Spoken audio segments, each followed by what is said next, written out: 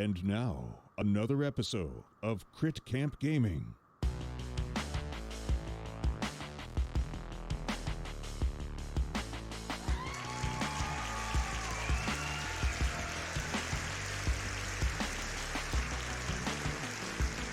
Hello everyone, happy Monday. It is March 29th, 2021, and we are back playing Arkham Horror LCG, the fan-made Alice in Wonderland campaign, which is pretty dang awesome. We're in Episode 3, Scenario 3, Tempest in a Teapot. I'm glad we're back. We took a little bit of a break last week. Thank you so much for your patience, but we're back and we're excited to play this tonight. Matt, how you doing? All right, man. Like I was telling you before stream, I had like a weird, surreal video game experience, but I think I'm like mostly grounded back in reality now and ready to, I guess, disconnect from reality by going back into Wonderland. Yeah, no, exactly. So if Matt basically told me if you die in VR, you die in real life. It's like Tron style. That's what happened to Matt. Like a Stay Alive movie. Yeah. I haven't thought of that movie in a long time. All right, and thank you so much for the resub, Dr. Aardvark. Totally. Thank you so much for 8 month streak. Nice, I like it. It's been a bit, but I'm pumped to get back into this. We've been getting some really good comments on YouTube about this scenario, this campaign. That people are also just like us, like very surprised and excited about how well these scenarios seem to be designed, and people are commenting on the artwork and the mechanics and all sorts of other stuff. So I'm glad people are enjoying it. Continue to like and subscribe and comment with anything that you want to say to us. We read all the comments as we can. We'll comment back if you find something wrong with our play, or if we had a better. Or if we made things harder for ourselves. Sometimes we do that too. We make things a little bit harder for ourselves. You guys let us know on that stuff too. And thank you so much, ETG. I believe this is real. This resub. Great. Awesome. ETG in chat also says, got my Guardians Marvel Champions box in order. Wow. All right. Okay. Nice. Really? That's awesome, man. Yeah. I still have never played that game. Marvel Champs. I know, Matt, that you're like dipping your toe back into, I think. Yeah. A little bit. Yeah. We actually went and played through the first campaign again, a friend and I. And going back and playing it, like, I'm fascinated, and I think that the way that the heroes play are really, really interesting. But I still feel like something that I've noticed is that I engage like every single scenario exactly the same way. Okay. Regardless of the character I'm playing. And that's the part that's like sitting with me weird, and I'm really hoping Guardians change that, because right now it's always go in, if there are minions, kill it, if there are side missions, clear them, otherwise just build up your engine to do a push on the boss. But like so far that formula hasn't really changed for anything other than like maybe so it's kind of like procedural gameplay a little bit. Yeah. Okay. It's like, well, I mean, the reason why you're so affected by that is because we play games like the one we're playing tonight, which is Arkham, exactly. Where every scenario you have to approach it differently. Exactly. Yeah, and so we have this one deck in which we have to. It has to be versatile enough to take on a bunch of different types of mechanics. So I think, again, it's one of those things where the more I play this game, the more spoiled I feel. For when I play other games, when I'm just like, oh, well, that's just like a light version of X, or like that's a lighter version of this. Like I would kind of rather be playing Arkham, for certain things. But yeah, I still want to try Marvel Champions out, because I think you were telling me that like it just feels a little better than it felt before, or maybe something like that. For sure, the heroes, like, I mean, I played Ant-Man through the last campaign, and Ant-Man is just like, when I'm playing the deck. Each hero deck, they all feel so different and weird to play, and that part's like what's really cool. It's like, they're unique. So that's what I'm hoping, that they can find a way to keep building on that, because Ant-Man it was a lot of fun. It felt weird, felt cool, but I liked it.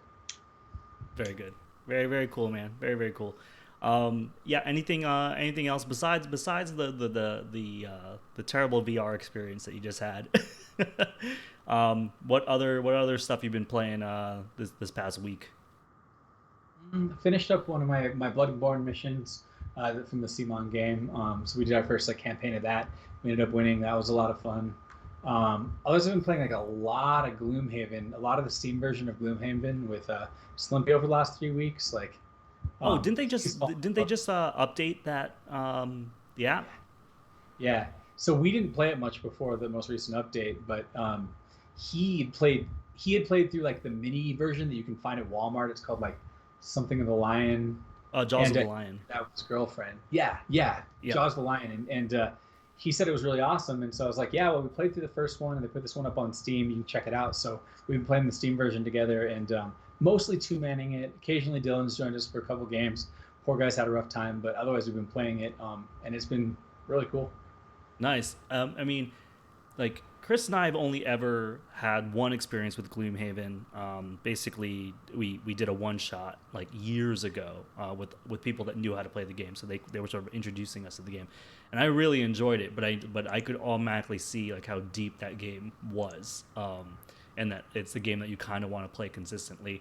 I believe Chris and I own that game on Steam.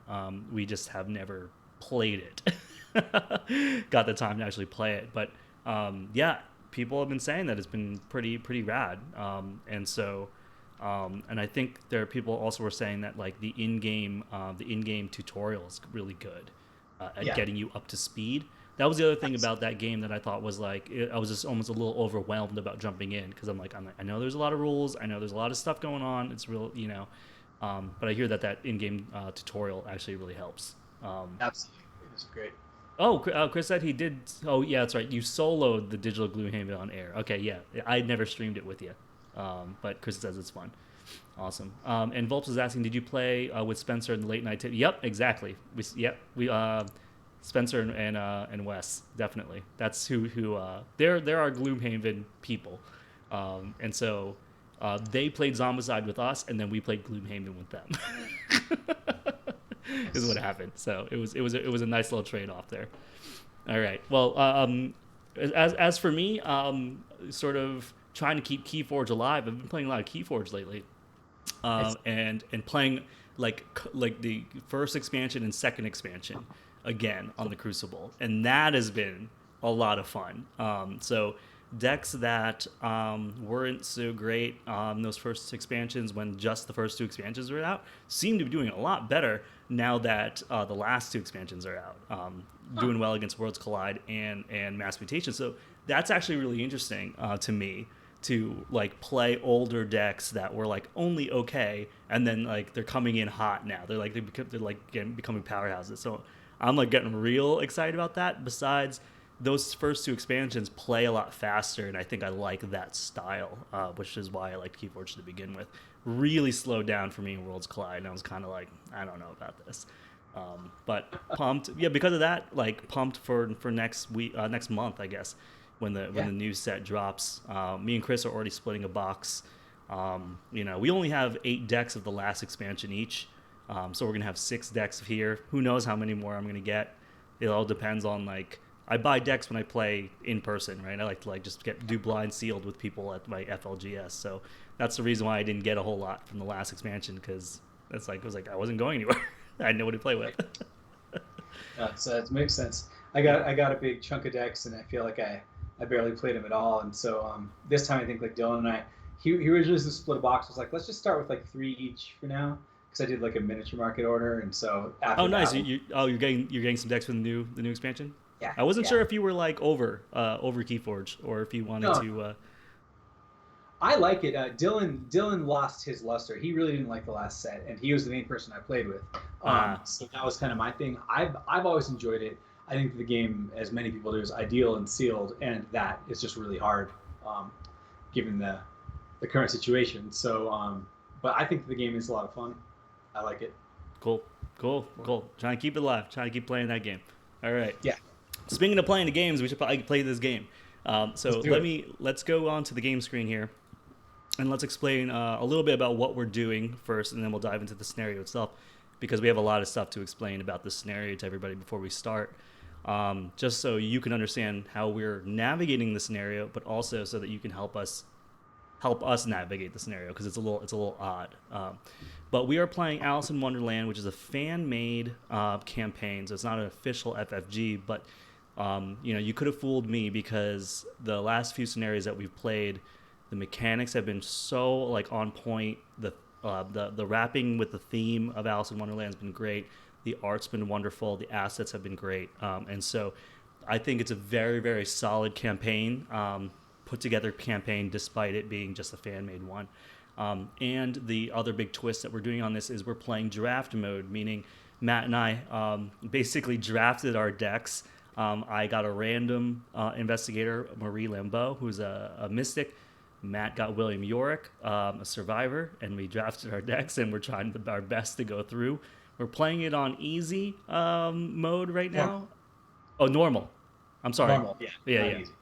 So we're playing on normal, and as soon as we feel we can go to hard, we will. But it's been hard. The way our decks are performing. I want to say that Matt's deck is slightly more tuned than mine, but I think my deck in particular has just been not really great with the scenarios we've had as far as like doom thresholds and things. So I'm hoping it gets a little bit better depending on the scenario for me.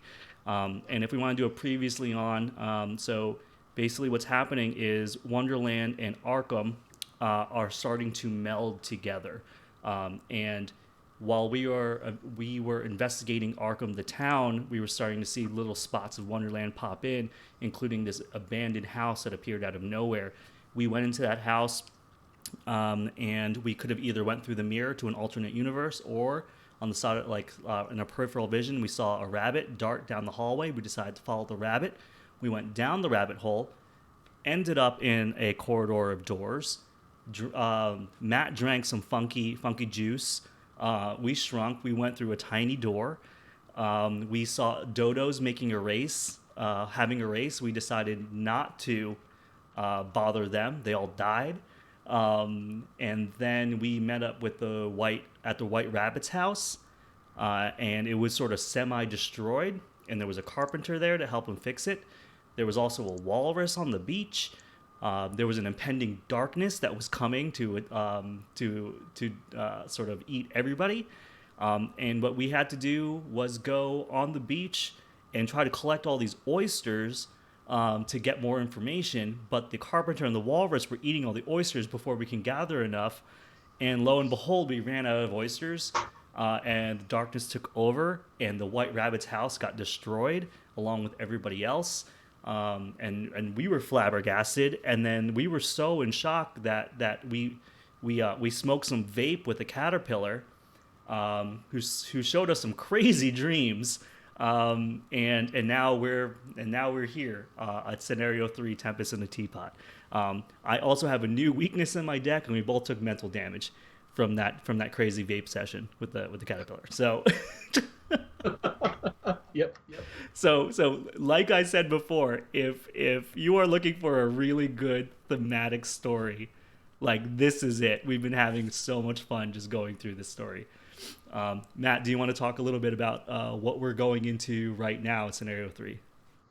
Yeah, sure. So we're trying to wrap our heads around this before the stream, because this looks like a really complicated one.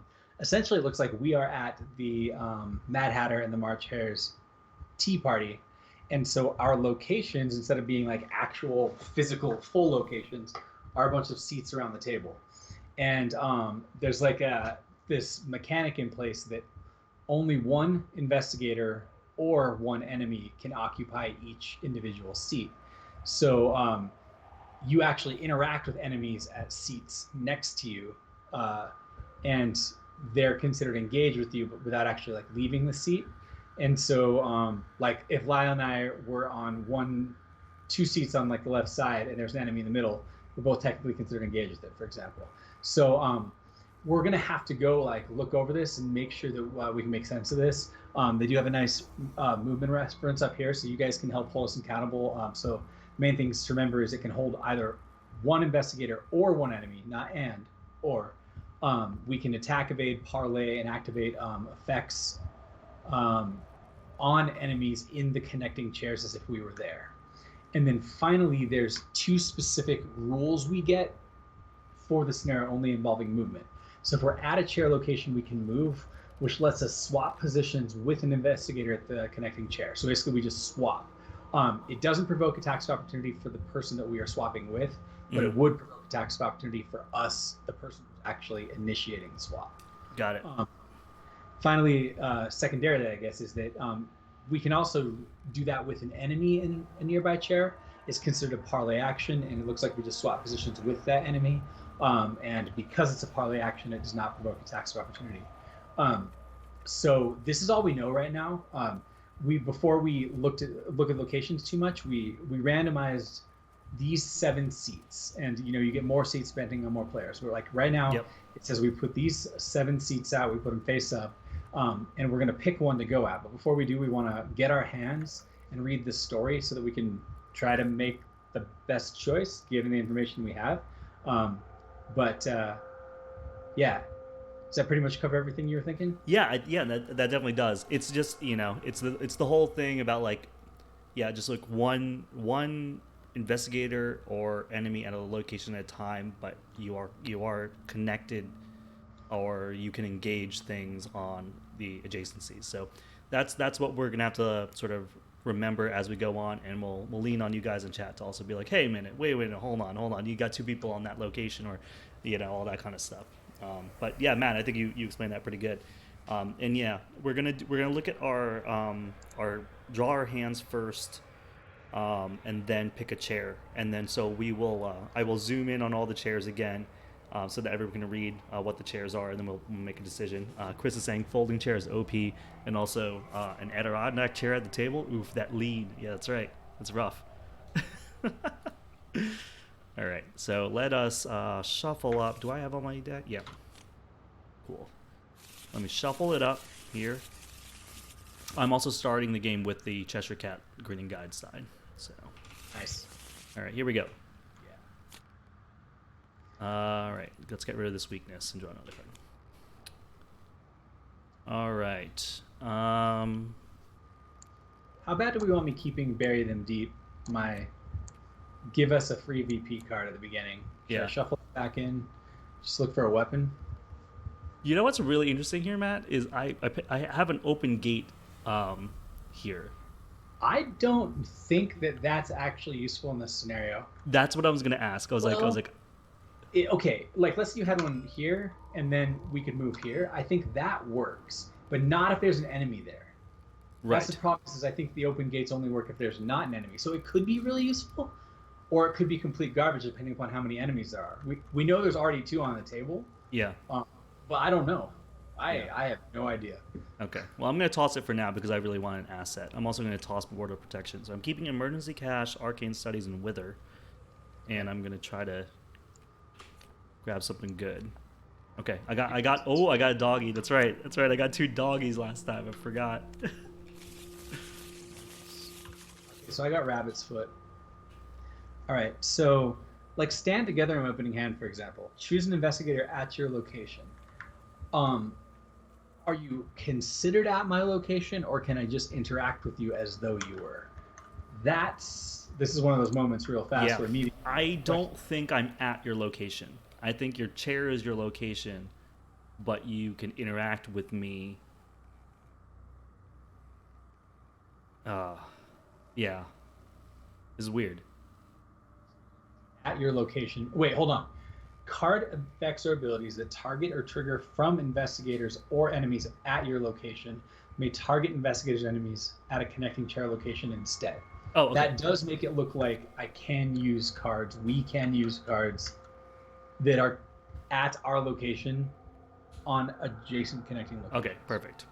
So that will matter for our setup where we go, because I do have a stand together in my hand if we are next to each other. All right.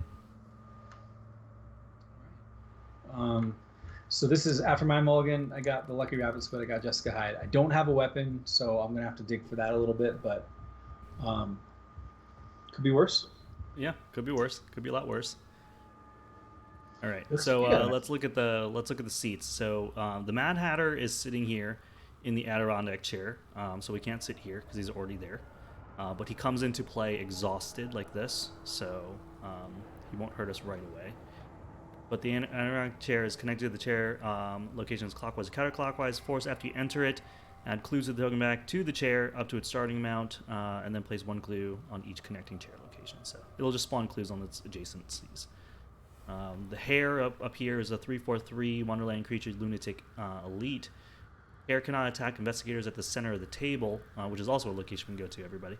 After an investigator damages any other enemy, if the Hare is ready, he moves 1 towards that investigator. If the Hare is already at a connecting location, he attacks instead, and then you can action, parlay, test Fist 3 to distract the Hare with a test of strength. If you succeed, evade the Hare. It's victory 2, but it hits you for 1 and 1. The center of the table here is enemies can't move to the center of the table, and when we do, we have to remember that you have bad table manners, which is really funny. And then we can go on and read the rest of these chairs so we can figure out where we want to go. This armchair is a 3 shroud, 2 clue. After you enter armchair, add clues from the token bank to armchair up to its starting amount. Then if you do not control any assets that take up at least 1 hand slot, you lose an action. That kind of sucks. But that's only after you enter it. If you start there, I don't know if that does anything. It says any of the forced abilities that happen on setup don't occur. Okay, cool. So if you pick it during setup, it won't occur. All right, good to know. Swivel chair, 2 shroud, 3 clue. After you enter swivel chair, add clues with the token bank to swivel chair up to its starting amount. Then choose a non-weakness card in your hand and place it at the bottom of your deck. Okay. Wooden stool, 1 shroud, X clues. After you enter wooden stool, add clues from the token bank to wooden stool up to its starting amount. X is equal to the highest number of ammo, supplies, charges, or secrets on an asset you control. Okay.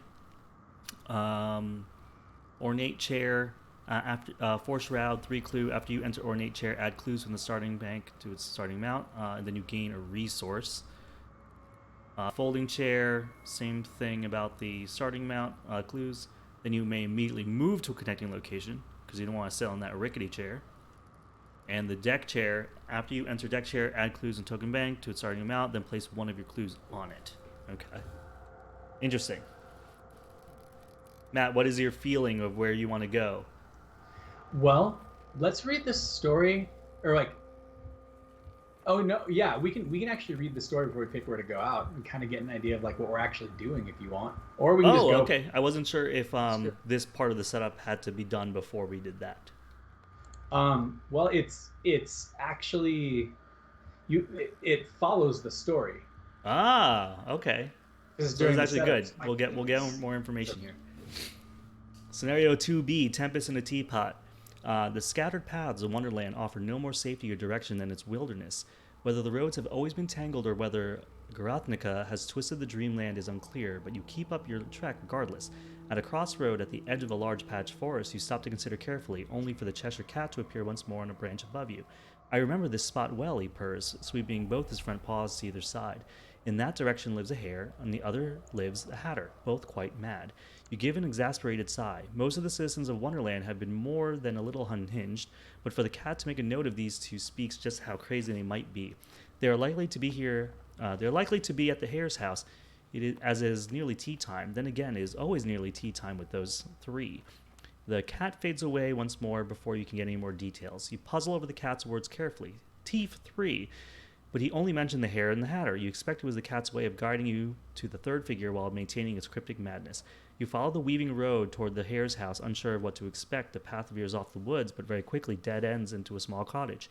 The house looks uninhabited, but the sounds of laughter and clinking of china lead you around to a side garden. A long table stretches out across much of the small garden, stacked high with teacups and pots, bread and butter, and all manner of refreshments. The Hare and the Hatter sit across from one another, conversing loudly, though their words seem like complete gibberish to you. In the center of the table, a dormouse peeks out of a teapot, disheveled and looking quite exhausted. He looks up with drooping eyelids as you approach, as though he had something important to say, but quite forgot it. Before you can greet each other, Dormouse's eyes close and he sinks back into the teapot with a long sigh. All at once, as the Dormouse sinks to sleep, shadows sweep in from the edges of the garden. You leap onto one of the chairs, only for the Hare and Hatter to turn their attention to you with offended expressions. No room, they chide, seemingly oblivious to the encroaching darkness. You brace for the wave of shadows, but instead you feel a flutter in your stomach as your chair rises into the air. The table and other chairs follow in short order, rising just above the consuming darkness. It's very rude to sit down without being invited, you know, the Hare continues. The Hatter nods in agreement before chiming in, but since you're here, try to guess this riddle if you can. You nod half-heartedly as the tea party hosts as you begin to figure out your way out of this dilemma. Then there is the setup. So then now we pick our spots, and then we read the agendas and act after, it looks like, from what I just double checked. Okay. So, well, because I stand together, I guess we can sit next to each other. Yeah, we can sit next to each other. My base book is only 2, so if I'm gonna have any chance of getting clues, it'd be like at a 1 or a 2, but like the 1s are both empty. Yeah. And the 2 over here has only 1. So why don't you pick where you're gonna go, and then I'll pick based off of where you go. Okay. Maybe I will start at the... I don't have anything to really help me scoop clue too much yet. I guess I have the Summon Hound. Maybe I will start at the armchair. The armchair? Yeah. I'm thinking the armchair or the swivel chair. Well, swivel chair has 3 of them on it if you want to go there. Yeah, I'm going to go here. Yeah, actually. Yeah. Too short. And then that way you could be 2 away from... Yeah, just in case. Yeah. Okay, so I will go onto the wooden stool, I guess. Okay. That works for me. From what I can tell from the center of the table is that if we go there, enemies are only considered engaged with us in chairs next to us, not the table. So the center of the table looks like it's a way to get away from enemies at the obvious cost of remembering that we were very rude. Yeah, I think it should be avoided if all possible. I just have that feeling. Me too. But it is just a potential, oh crap, like this could happen button. So but yeah, let's go with this right there. I'm fine with that. And otherwise I guess we can read the act and the agendas now. Okay, here we go. Agenda 1A, 6 doom threshold steeped in shadows. The swirling shadows have isolated you on the tea party table and many of the chairs orbiting it, none of which seem particularly stable. You will have to work quickly if you're to find your way back to solid ground. Only one investigator or enemy can occupy a chair location at once. Consult the chair location section in the campaign guide for further details. All enemies lose their spawn instructions and gain spawn any empty chair location. Okay? And then Act 1A, 4 clue threshold mouse hunt. As you struggle to find your footing, your task is already clear. The shadows swept in the moment the dormouse fell asleep. The problem now, however, is that the table's contents are jumbled when this whole event had started. You've got to find the dormouse at all costs. Consult the chair location section in the campaign guide for additional movement options. Okay, so we have to find the dude, the little mouse on the teapot. We have another agenda deck also. That's right. So just so you guys know before you read that, the agenda deck A functions like a normal agenda deck. Agenda deck C, however, is different. It says that it cannot advance or be impacted by doom in play. Like if he had Baron Samadhi out, it doesn't impact C. So let's see what that says. Okay, Agenda 1C, the Mad Tea Party. The Hare and Hatter seem quite content to continue their festivities amid the chaos, though they react wildly to any perceived violations of etiquette. They are not only unaware of the shadows, but seemingly unaffected by them as well. What role they have in keeping the tea party afloat is unclear, but you had best proceed with caution in any case. Doom cannot be placed on this agenda. Action, spend 2 clues. Resign. You leap into the shadows, trusting your intuition. Forced, if the Hare or the Hatter is defeated, advance. Interesting. Okay, so... Ooh. Okay. Advancing agendas is usually bad, so they would want us to defeat them. Okay. Yeah, so that is a really interesting twist. Okay. Yeah, didn't expect that. All right. Well then, I guess we're ready to go, and I assume I'm going first because of Stand Together. Yes, absolutely. Well then, I will play Stand Together, and I will get $2. Gives us both $2. Love it. Then I'm just gonna do classic setup. I'll do Rabbit's Foot for 1, and Jessica Hyde for 3. So that's $4. Cool. And Jessica Hyde was an ally you just drafted at the end of last scenario. She enters play with 2 damage on her. After your turn ends, heal 1 damage. Okay. So she's kind of like Sylvester, The way that she heals is kind of like what's that? Your best boyfriend, your best high school boyfriend. Best boyfriend. Peter Sylvester. Peter Sylvester, yeah. Football boy. Yep. Yeah, Yep. yeah. So, but she gives me a punch, which I'm really into, especially if I'm going to keep occupying that dormouse. Yeah. Sweet. That's my turn. Okay. I've never played with Doggy before, so Doggy's a little scary because Doggy comes with somebody. Yeah. The Unbound Beast. But I am interested in bringing him out because he can fast action a investigate. So Yeah. I think I'm gonna first play Emergency Cash for another $3. Okay. Then I'm gonna play Doggy, who's a arcane slot and an ally for 3. I'm also gonna play Wither for another 2. Okay. And then I'm gonna fast action my Doggy. Okay, first throw that in your deck. I have to put. That's consequence of Doggy. Yeah. Let's shuffle that guy in. And now I am going to investigate with a base skill of 5 at my location, Shroud of 2. So 5 to 2. -1, and I get a clue. Sweet. So all we need to do right now is just get 4 clue. Okay. Yep. On our way. All right. So enemy phase. The Hatter and the Hare ready up. Oof. All right. And now we do upkeep. Now we do upkeep. Okay. Now I get my tarot card. Awesome. And then we're going to tick Doom up 1 of 6. And we'll do bad cards. And let's shuffle this thing around just in case. All right. Backward Logic. Paradox. Test 5 book. Treat minus modifiers on this token as plus and plus modifiers on the revealed tokens as minus. Icons are committed to this test subtract from your total instead of add to it. If you succeed, you lose an action. If you succeed by 2 or more, you take a horror. If you fail, nothing happens. So I want to fail. Worse book you have, the better. Yeah. Yeah. So I'm a 4 to a 5 right now. And if I fail, this is great. So I will just take this any test. minus is a plus from the bag. Okay. Yeah. Oh, any minus is a plus, right. And anything you commit now is a minus. So are you just going to raw dog it? I'm going to raw dog it, yeah. I'm a 4 to a 5. So I need... Yeah, let's see. -1, so I pass. That's really a +1. So now I'm a 5 to a 5. 5 to a 5. Well, you don't want to pass. You succeeded, so you lose an action. Oh, right.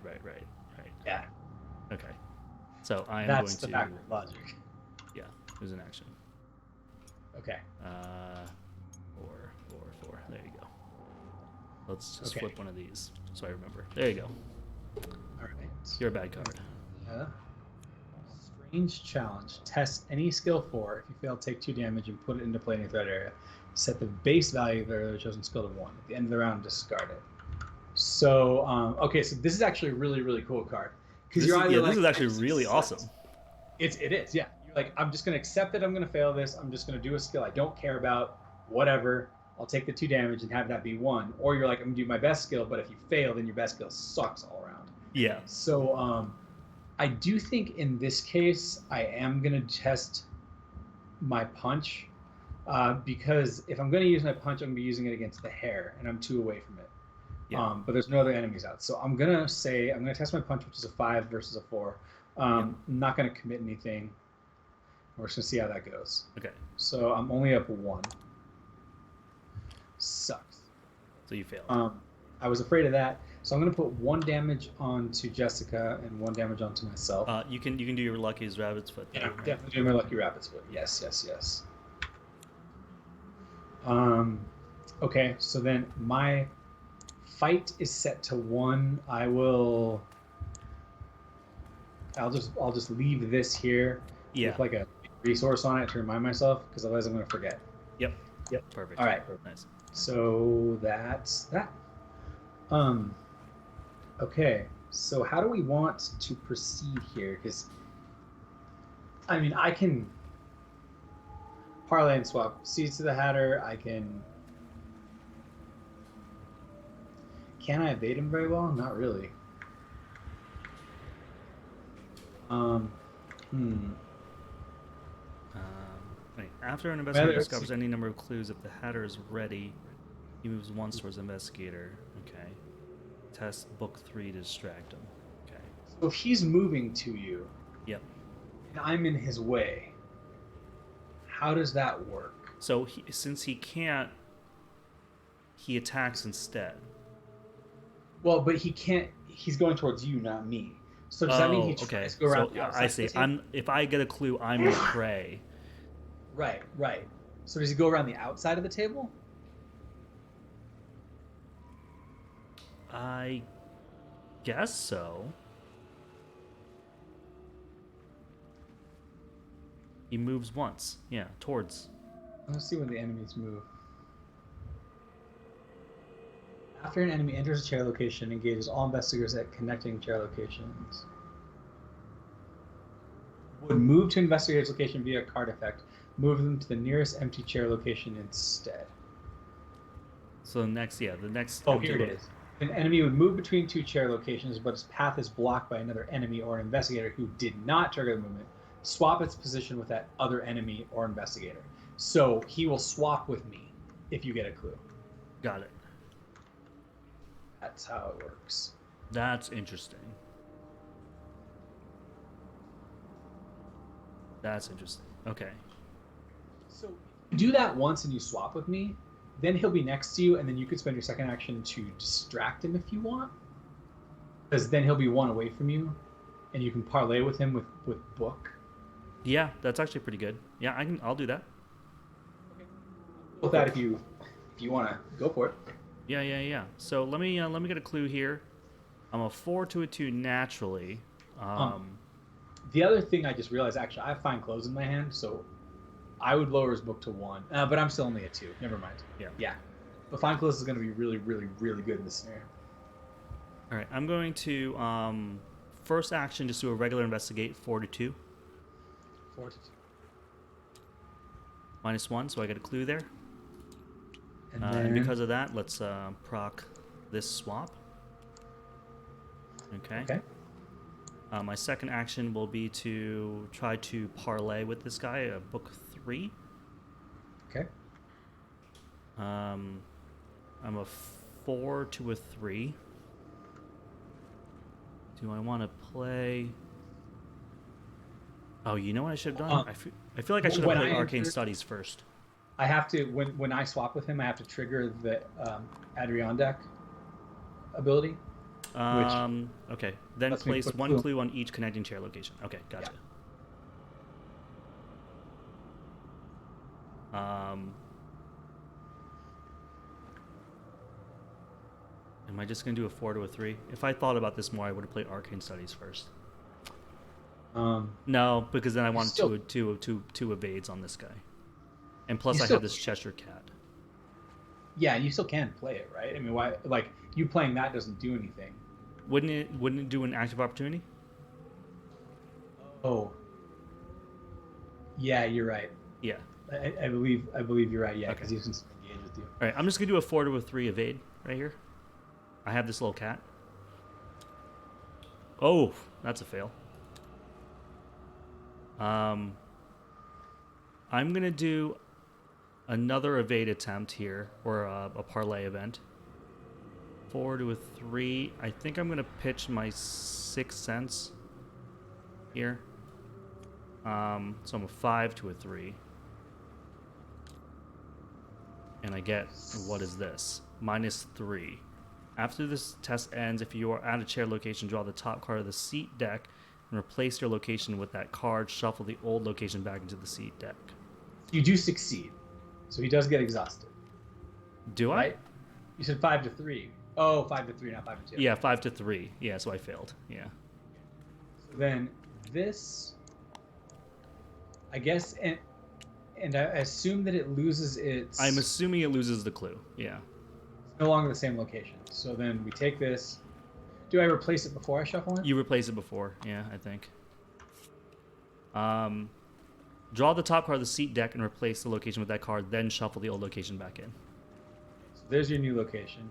Okay, new location is, let's flip it. It's a dining chair, 3 shroud, 2 clue. Add clues and token bank to the dining chair up to a starting amount. Then reveal the top card of your deck. If it is an asset, you may draw it. Otherwise, if it is not a weakness, discard it. I think you do trigger the force because it said you only don't trigger it during setup. But I think this is you entering this new location right now. So I think you do trigger this. Okay. And that's how we're going to be doing them all from now on. All right. So I draw the top card of my deck. It is an asset. So what happens? I get to keep it, right? Yeah. Yep. I may draw it. Okay. Right. Nice. Right on. Okay. All right. Well, so that's my turn. Oh wait, no, I have a fast action here. I can fast action investigate. Oh, but then he'll attack me if I do.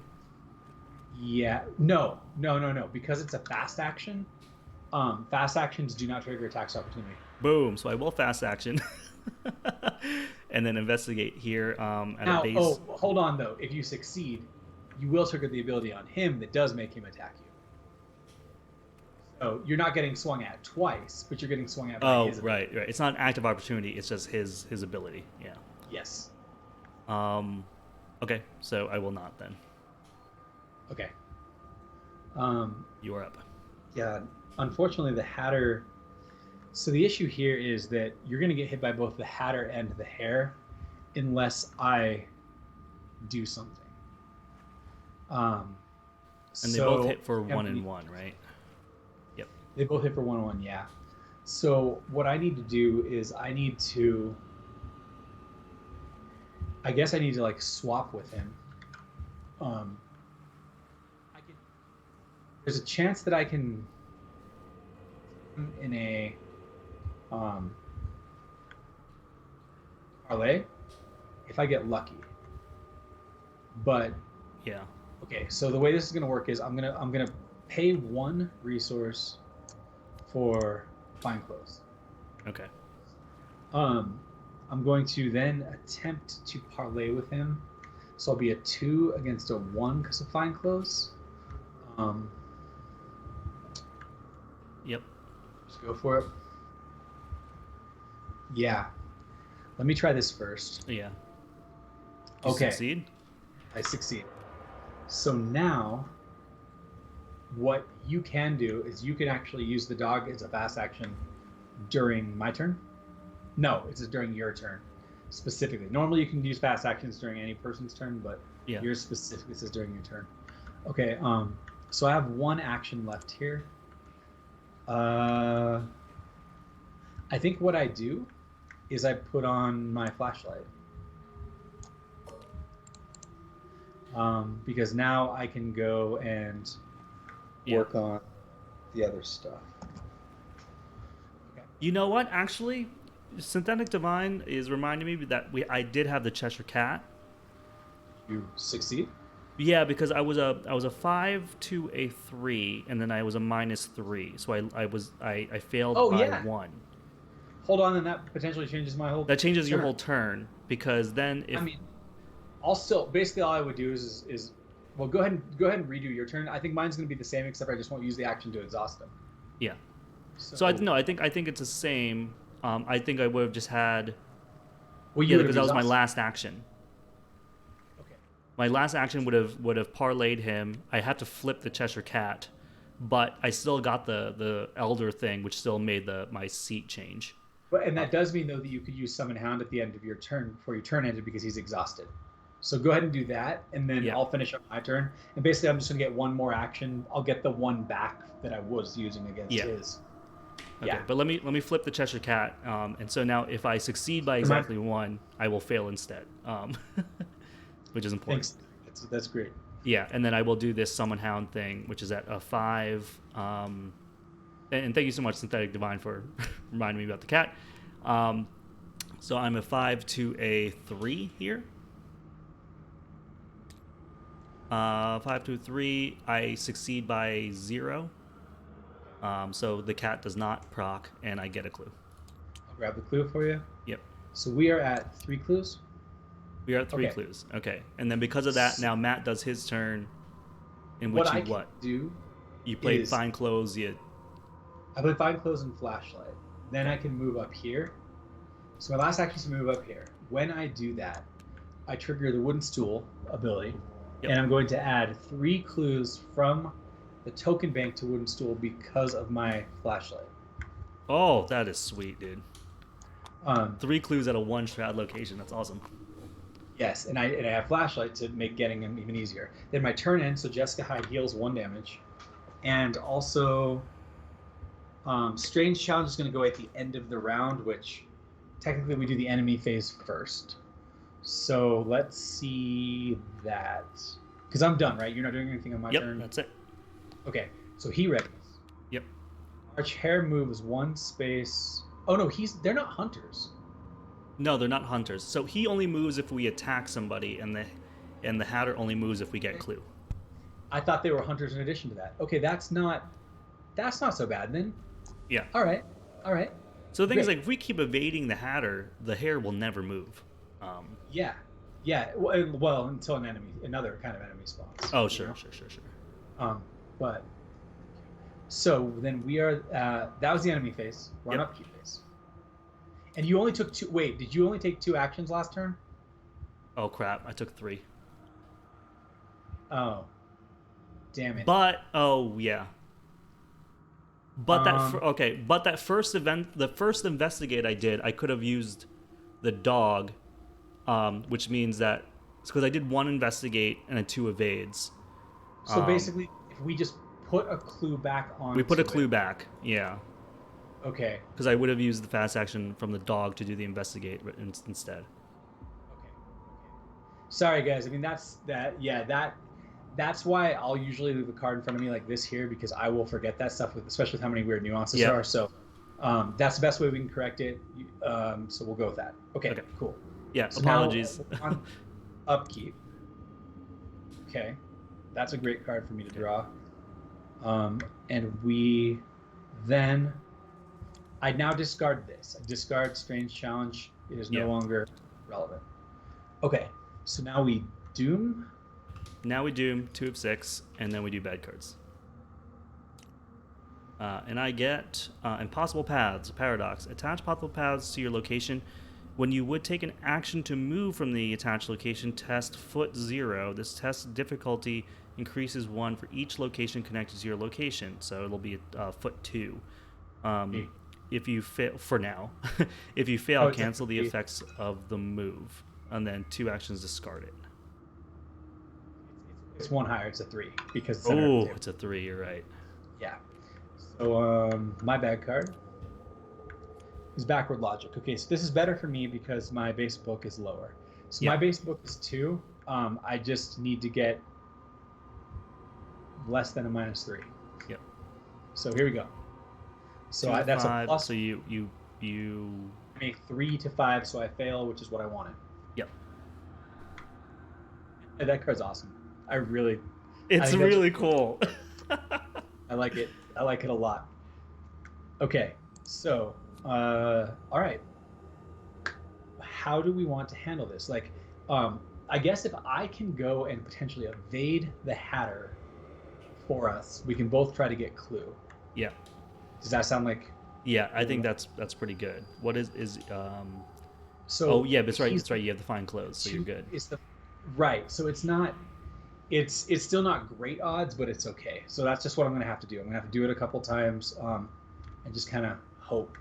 Because otherwise I'm going to get punched by him for grabbing these clues. So I'm just going to go for it. Yeah. So it's a 2 to 1 test, right? Yeah. I mean, I could drop down Trial by Fire for 1 icon, but I don't think that's worth it. I think it could be better later. So yeah, I'm just going to go for it. Okay, so I do fail, but that does trigger my Rabbit's Foot. Yep. Crime. Oh, this is actually interesting. Discovers. So this card's not nearly as good right now. Or wait. There is. Oh no, it is actually just fine. Because enemies are considered at my location. Yes, they're considered at your location, so you just have to be adjacent to an enemy, and you can do this. Okay, try this again. So second action will be to attempt to parlay with the Hatter again. Yep. So one more than the number of the current C agenda. So that's a -2 also. Damn Yep. it. These are not great odds. So I can.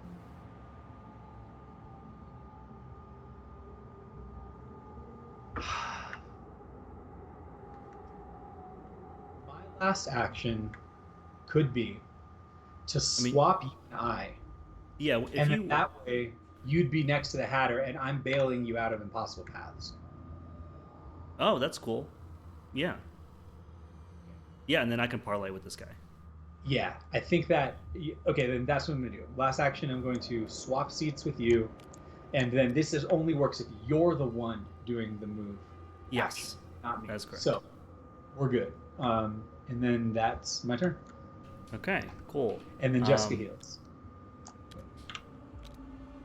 All right. I'm going to attempt to... If I attempt to parlay with this guy, it's a 4 to a 3. It's not as great. It's still not as good. You play the Arcane Studies down. Oh, right. But now it takes attacks of opportunity against you because I did. Yeah. Damn it. I forgot about that. Yeah. So I think I'm going to do... I have Bad Cat. I have Bad Cat going on, too. I don't... But, okay, well, then instead of me doing that as my last action, then let's not. Let's just not. I'll just try him a third time.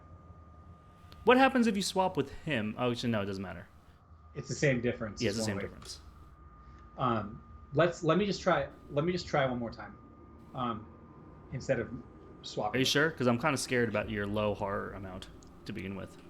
But I have infinite horror because every time I kill an enemy, I can just keep pulling back my Fine Closer and Majestic. Oh, yeah, that's right. Okay, so if he hits me once, it's fine. So am I going to pitch something this time?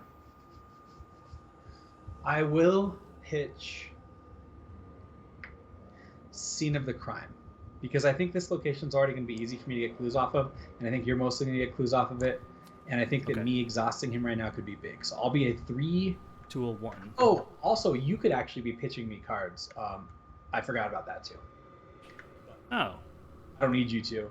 I kind of don't want to pitch these, but... Yeah, that's fine. So I'll be a 3 against a 1. I'm up 2. Okay. So success. Okay, so that awesome. All right, so now I'm done. Go ahead. Sweet. And now I have 3 actions to scoop clue. Do I want to drop anything? Do I want to drop my Arcane Studies now? Probably. Probably, yes. Considering how important it is for this dude to get exhausted. Yeah. Let's drop the Arcane Studies just to be safe here. Yeah. It seems... And now I'm going to investigate a Shroud 3, huh? So I'm a 4 to a 3. I'm going to spend a buck to be a 5 to a 3. Okay. -1. Okay, I'm going to get a clue. Take that off. Cool. I'm going to fast action my doggo to be a 5 to a 3. That's a 2. So I get that clue. And I have one more action left, which is to... Do I want to get 4 of Cups out?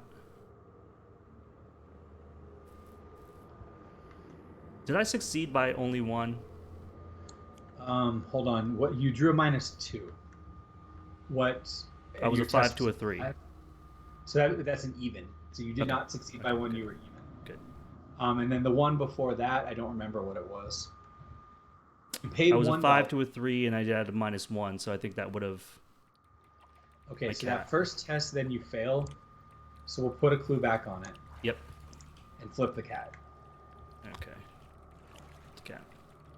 So now you have 1 action left. I have 1 action left, and I have 3 clues, right? Yes. Okay. All right. Just want to make sure I'm right there. Yeah. That sounds right to me. Yeah, I'm gonna get that last clue, but pay a buck for it. So 5. I'm a 5 to a 3. And I fail by exactly 1. So, you have the choice to use this or not. It's a reaction ability. Yeah, I'm going to use it. I don't think there's anything wrong with using it. It's just a choice. Yeah, I'm gonna use it and get the clue. So Gotcha. he failed me one, and then he got me one. So there you go. Damn cat. Frustrating feline. All right. Yeah. So we're done. We do have the Yes. amount of clues to advance. Do we have to advance at a specific time? No. So we should probably wait on doing that until next turn. Yep. Exactly. I didn't realize that. So the Act C agenda deck here is actually 4 cards deep. I thought it was only 1 for some reason. Oh. Do we not fight these things, or do I like try to kill them? They're worth 2 victory each. Or do we want I to know be they're really... they're worth 2 victory points each. That's what's really crazy. I don't have a weapon yet, so I'm not in a good place to fight them yet. But like, we can decide how good We can decide how. Yeah. Okay, so enemy phase. This guy readies. Yep. Otherwise, nothing. Okay. Then upkeep. Then we upkeep. Good luck on your All right. dog. Yep. You got a Well, I picked up my other dog, not the bad dog. I right. got perseverance, and now we are on doom and gloom. Yep. Doom, 3 of 6. And now bad cards. Brain Teaser. Put Brain Teaser into play next to the agenda deck. When Doom would be placed on any other card, including the agenda, place 1 Doom on Brain Teaser, limit once per phase. Action, test for book. If this test gets -1 difficulty for Doom on Brain Teaser, if succeed, discard. I can Ward of Protection this. So This if you seems put it pretty out bad. now, when the agenda gets 1 doom, that will get 1 doom, and that will put it at 5, and we'll make it only a 3 test. The next turn it will advance, it will be too late. So I don't know, man. If you feel like this is the right thing to counterspell, I mean, like, because you don't have the one that can also counter my stuff, right? No, it's only on my stuff. And I just want to like lose turns. Yeah, going and solving this puzzle could be a pain, right? Because it's a book, so you'd have to be the one to do it, really. Yeah. Okay. So I think I'm going to Ward of Protection this thing. I like it. Yeah, Ugh, adding Doom sucks. Okay. You do have to take your horror. Oh yeah. Okay. Okay. Oh wow, an actual creature here. It's a gross snake lunatic. After it enters a location, put a doom on it. Okay, so I need it to be something that I can get to. I think in this circumstance, I'm gonna put it here. Yeah, so you can like swap with this guy and. Yeah, and then I'll be far enough from the March Hare that it won't be able to get to me. So let's do that. Okay, and so we are essentially at 4 Doom right now. Yes. All right. We're done. So before either one of us takes our turns, do you want to advance the act? Yes. I think we do. Let's do it. So I'm going to spend all 4 clue. We're going to go up here. So, yeah. We don't have to be anywhere. We don't have to do any other thing. I think it's just spending the 4 clue. All right, Act 1B, Shell Game. With the table's contents shifting constantly, you devise a way to mark each of the teapots as they cycle past each chair around the table. At long last, you narrow the options down to a single teapot in the middle of the table. Its appearance is different than the one you remember the Dormouse slipping into, which you know better than to trust your eyes at this point. Put the set-aside Dormouse into play at the center of the table, which is right here. The Dormouse, Slumbering Storyteller, Ally, Wonderland, Creature, Scholar. Your maximum hand size increased by 1. Reaction, after you draw a non-weakness card from your deck, exhaust the Dormouse, shuffle that card back into your deck and draw another one. Oh, that's awesome. That's actually really rad. That is. Unfortunately, that will probably be if we solve this mission right, that we actually get to use him. Yeah. Act 2A, Wake Up Call. You lift the lid and try to shake the Dormouse awake, but he remains in a deep sleep. Perhaps something at the table here could rouse him. You'll have to pick carefully, however. There's no telling what could be in each teapot or cup. Consult the chair location section in the campaign guide for additional movement options. While the Dormouse is in play and not controlled by any investigator, he gains spend 2 actions, spend 2 clues as a group parlay, take control of the mouse. If an investigator controls the mouse, advance. So we need 2 clues and 2 actions to parlay with this guy. Okay. So we can parlay with him in the middle of the table from a chair? I believe the center of the is connected to everything.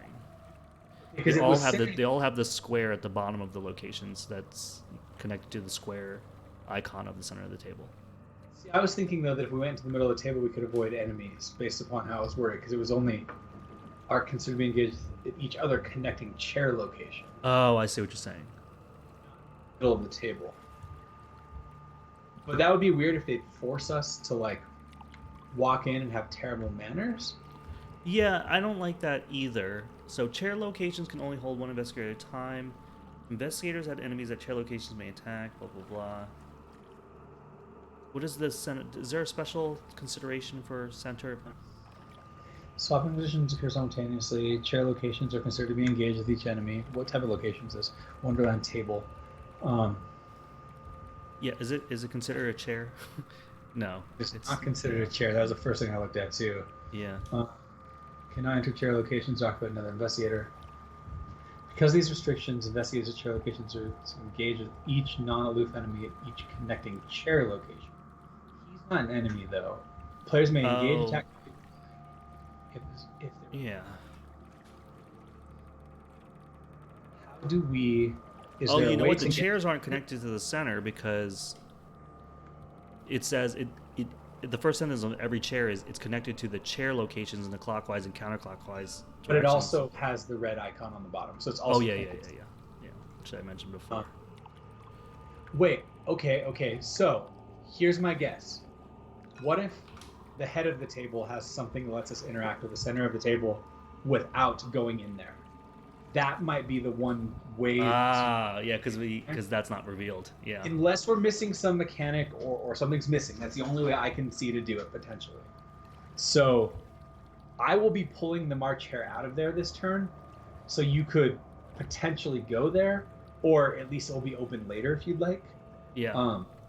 So do you want to try to do that instead of having terrible table manners? Yes, I want to. Yeah, I definitely don't want terrible table manners. Okay. And that was before either of our turns. So then now, is there? So if I go first, I mean, I can bring the Hatter up next to you. Do we want that? Like, or do you not want that right now? I think it might be okay because I might not be picking up clue right now. Okay. Right? Yes. Well, yeah. So, I mean, that's the other question is how do you get out of here? I mean, you can spend 2 actions to flush it and then move. And then just head up or something. And then I can try to lose an action up there. Yeah. So, you want to do that? Oh, wait. I won't lose an action, right? Because I don't have a hand slots equipped. I can equip the hand slot though. Not controlling assets to take up this hand slot. Yeah, so you could, or you could also just move there as like I guess your last action if you want to set up for next turn. But I don't know if that's worth. Oh yeah, I think it's okay putting the Hatter next to me. I'm not going to. I might just get rid of this thing or I could do the test, I guess. Well, you could. I think you could just spend 2 actions to get rid of this, and the last action move in there. Yeah. And then that way you're not really losing an action because it's your last action anyway. Okay. Yeah. Oh yeah, that's right. Because it's losing action of your current turn. Yeah, you're right. Okay. So, I mean, I don't think it matters then if you go first or if I go first. Why don't you just go? Because I don't think your turn's... Yeah, my turn is spend 2 actions here, get rid of this thing, and then move to this new location, which says after you enter armchair, add clues up to its max, which is 2. Then if you do not control any assets that take up at least 1 slot, which I don't, I lose an action, but that was my last action anyway, like we said, and that's it. So then I'll swap with the Hatter. I'm now next to the demented guest. Yeah.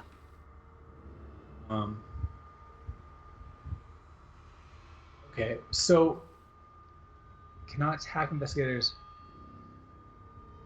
So actually, fighting this will not provoke an attack of opportunity. Right. Action does not. But doing damage to him will move the Hare. Yeah, that's fine. That's what we want. So I'm just going to attempt to fight him a couple times right here. So my base fight will be 5 because of Jessica versus 3. I can live with +2 right now. So this is my second action. That's -2. So that kills him.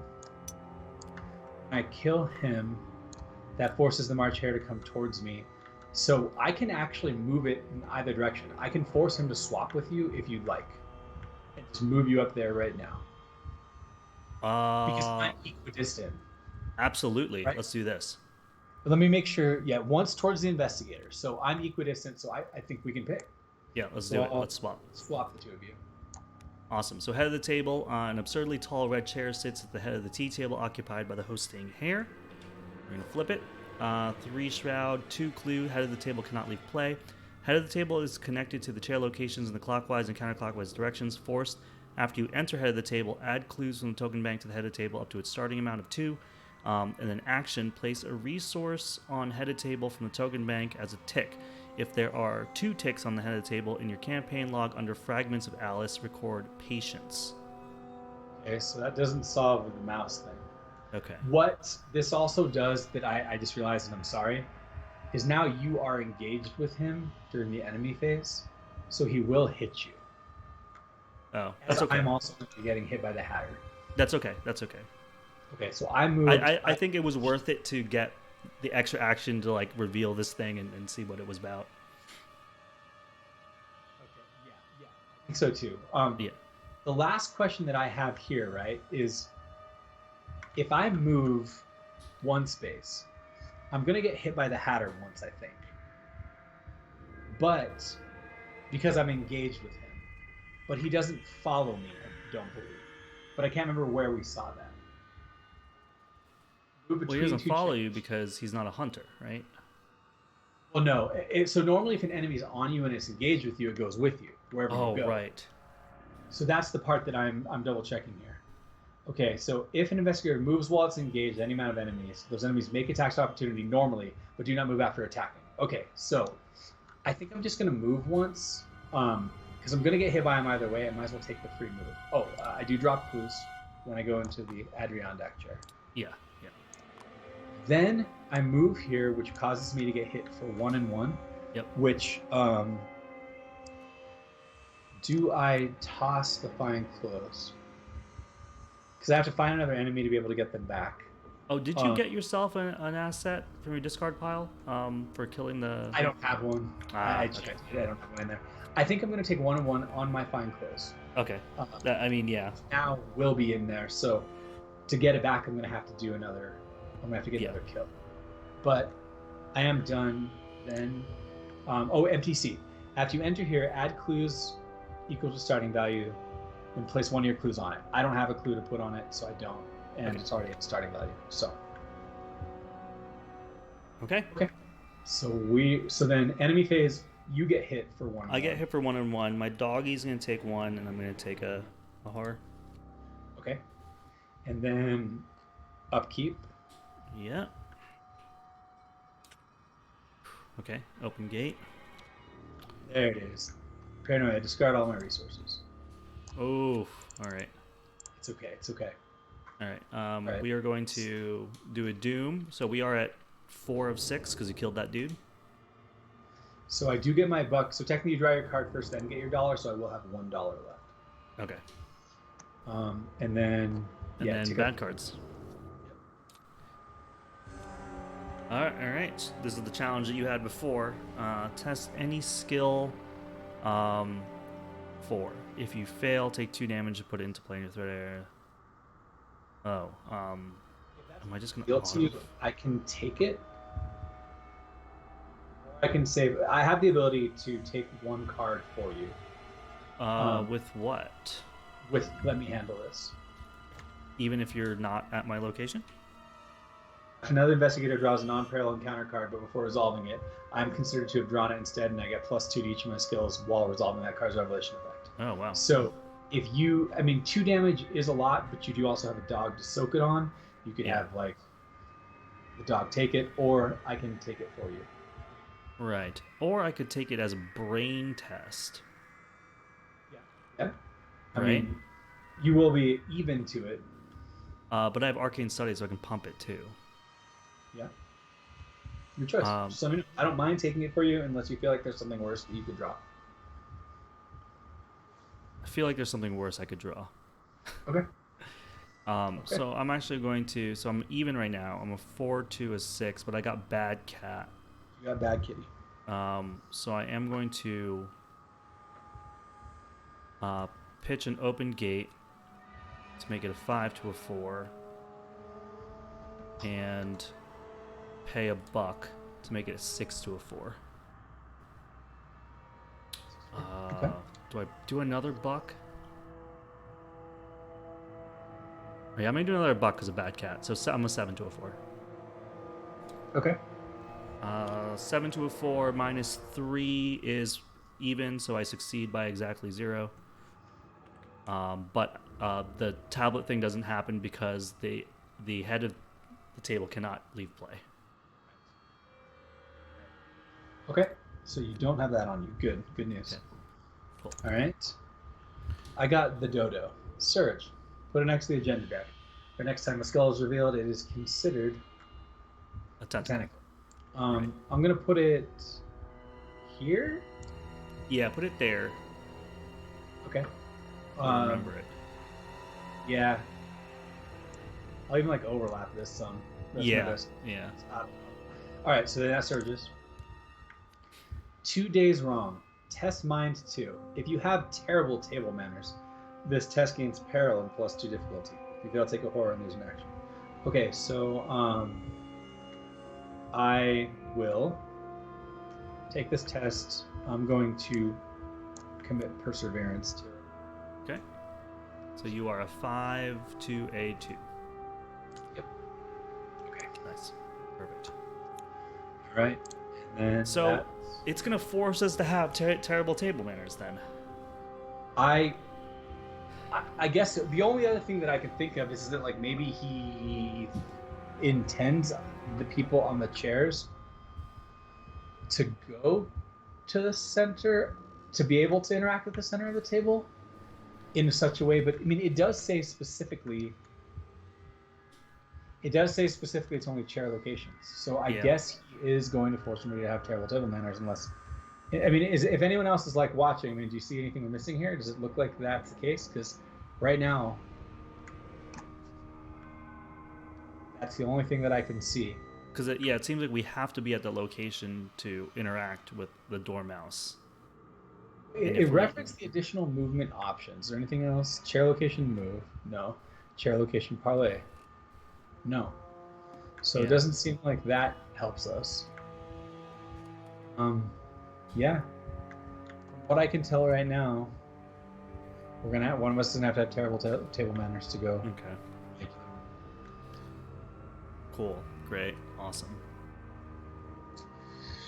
Okay. So you're in an interesting position here because Yeah, I mean, this seems great. It does. The problem is the hare's right here. Yeah. So, what is his parlay? 3 fists, of course it is. So, I would have to try to do something to, like, aggravate him, but there's no enemies other than the Hatter. So, I mean, I could, like, move in, punch the Hatter to get him to move down 1. I could also play Sword Cane and try to evade him. A 4 to a 3 evade. Okay. You know? Okay, wait, hold on. Playing Sword Cane does not provoke attack of opportunity. After it enters play immediately. Okay, yeah, so you could. Okay. If you want to try to do that, I don't really know what what I'd be doing with my turn is I can get a clue off of. I can get a bunch of clues off of here using my flashlight.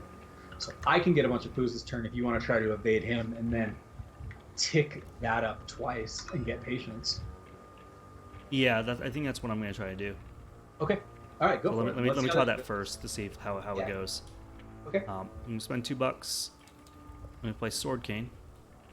Yep, does not provoke attacks of opportunity. Reaction, when it enters play, immediately trigger its action ability without paying its cost. So I'm going to action exhaust it, fight and evade. You may use your head instead of fist or foot. So my head is a 4 right now, and I can't pump it. So I'm a 4 to a 3 evade. And I've got bad... I have bad cat. That cat sucks. 4 to a 3. So I succeed by exactly 1. So I automatically fail. Bad cat dude, is so bad. Bad cat, dude. All right. Okay. Dang. Well, that was good. Now you either have to evade him or get hit by him or move off and get hit by him once. Yeah, I think I might move because I'm going to get hit with him no matter what. Yeah. So it's time to move around the... What happens if I move here? Add clues in the token bank to the ornate chair, then you may gain a buck. That's actually pretty okay. So I'm going to move. I'm going to get hit with an active opportunity, 1 and 1. My hound will take 1. And I will take Hare. And now I'm here, so I will gain a buck. Okay. And that's it, unfortunately. Keeping these two alive is a giant pain. What's up? Keeping these two alive is really annoying. Yeah. Okay. All right. Here's then what I will do. I will attempt to get a clue off of this location using flashlight. So it will be a 0 shroud, and I'll have 2 book. Yep. Okay. So I succeed. No, I don't. The dodo goes off. That's a dodo. Yep. That's an auto tentacle. Okay, great. Well, at least that's gone. I can take Yep. that. Second action, I'll attempt flashlight again. Succeed. So I do succeed. So I get a clue. When I get a clue, this boy moves 1 towards me. Yes. So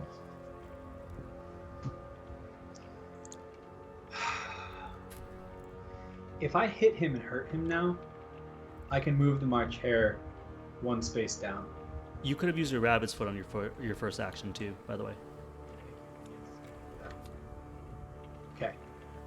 So if 1, 2, 3, 4, 1, 2, 3, 4. Okay. So if I spend my last action to just punch this idiot, as long as I succeed, the rabbit will move 1 space of my choice. So I can move it down here, and then that could free up the head spot. Yep. What do you think of that? Yeah, I think that's pretty good. Let's do it. I will punch the Mad Hatter. I will be a base 5 against 3. I'm up 2. That seems to be the magic number right now, so I'm just gonna go for it. Yep. That's not the magic number. Yep. So the Hare doesn't actually move because you don't do any damage. Correct. So Sweet. I will then be done. We go to enemy phase. I get socked for 1 and 1. Yep. So, So 1 on Jessica. Jessica. Excuse me, 1 on myself. Yep. And Then upkeep. Yeah. Okay. Storm of Spirits. Great. oh my god, that's so good. The Time Worn brand. I Oh, don't know, man. nice. Not killing these guys is like, Yeah. It feels weird. Like, are we fighting something that's like, because things are backwards in this place, and it's like telling us not to kill it. No, I don't know, because this one in particular, because of the way he works with clues, Yeah. it's not terrible. Yeah. I don't know. Yeah. Okay. All right. Doom is 5 of 6, Okay. and then we're gonna do some bad cards here. Clean up peril. Matt can't help me with this. So I'm either going to move each investigator and enemy that are in chair locations once clockwise or counterclockwise. All movement happens simultaneously and does not provoke acts of opportunity. Or 2, you refuse to leave your seat. Remember that you have terrible table manners. If you already have terrible table manners, you take 2 horror instead. I'm probably going to rotate everybody counterclockwise, so I'm at the head and the Hare is over here, and all of us switch up. Okay. Yeah, let's move everybody that way. Gotcha. Now, Alright. does it say that the forest abilities go off or no? I believe they do. They should, right? Okay, so Yes. mine is add clues here. Okay, that's it. And yours is I can immediately move to a connecting location, and that will not trigger attacks of opportunity because it's not a move action. So I'll take it. So, dude, this is awesome. Perfect. That was actually great. And I get a buck, I think, for now moving into this chair. Yes, you do. Okay, that's Money chair. That's great. That's your really, your really bad card. That was awesome. Very curious, sir. So it goes into play in my threat area. Is an additional cost to investigate if there are more clues on any other location than this one. I take a horror and clear it with mine 3. So so that's not a big deal. I mean, because I'm not going to be doing a lot of investigating. Yeah. This location is the one with the most on it right now, I believe. Yeah. I'll organize a little bit better, but yeah. Okay, so it's just on me. Yep. It is what it is. And yeah. So are you, if you're trying to get clue this turn, I would like to try to not, well, if I do that, I kind of also want to put the ticks on this thing. Yeah, that's what I mean. It's like, I think you should try to put the 2 ticks on. I think that's probably the right choice right now. Okay. But what's your third action? Is it get clue from this place? Does it move somewhere else? We need, how much clue? We just need 2 clue to go get the dormouse, right? Yeah. We have, yeah. I would probably, my final action is probably going to be to try to grab clue. I mean, And if I try to grab clue, then the Hatter is going to move adjacent to you. Right.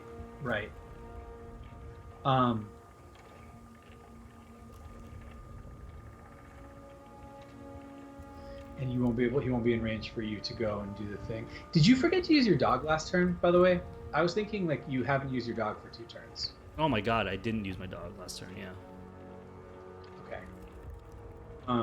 I was just thinking that was something that could have. I need to remember that there's a downside to this guy, so if I'm not using him. Yes, like yeah. It's No, you so definitely stupid. need to use him. Okay, I don't. Because my thought is, I go get a dollar, play Time Worn Brand. That's my idea. That's not bad, yeah. Just to get that You thing could always online. you could always tick swap with me, and then get the clue next turn, and then when he moves up to you, you could like evade him there, but then you're not really using the dog. Or you could get clue, which would move him up to you, then evade him, but then you're not putting ticks on. I don't know, man. I mean, this is the time to put the ticks on. Yeah, this is the time to do the ticks. I think that's what I'm definitely going to do. Okay. But I'm open to swapping with you on my third action if you want that. Well, what it does is it puts me closer to the Hare who I manage, and it puts you closer to the Hatter who you manage. Whoa. So I think that's why it's probably. Unless, yeah. Oh wait, you could always. I could put 1 tick, move, and investigate. But then he's on you, and he's. Oh yeah, you're right. Yeah. You could also swap with me, get the clues, exhaust him, and then next turn I could do the double tick on this. Do you? It's sort of when do you want to? Okay, so this turn you're still gonna do the get a buck Time Worn Brand. I think I should because that's my best. Yeah. Choice. And so then you're saying okay, if I swap with you, that'd be action. Investigate. He moves up, and then my third. No, and I investigate with my dog. Then I have 2 actions to try to evade. Yeah. And that's pretty good, actually. It seems all right to me too. Yeah, that actually seems really, really good. Okay, so first action, I'm gonna move. Okay. And because of that, I'm gonna get a buck here. And my tabletop sim kind of froze a little bit. There you go. Boom. All right, now I'm going to use my doggy At a base of 5. 5 to 4. Do I have which cat do I have? I have the good cat. Okay. 5 to 4. I'm going to spend $1 to make it 6 to 4. Okay. Wow, and fail.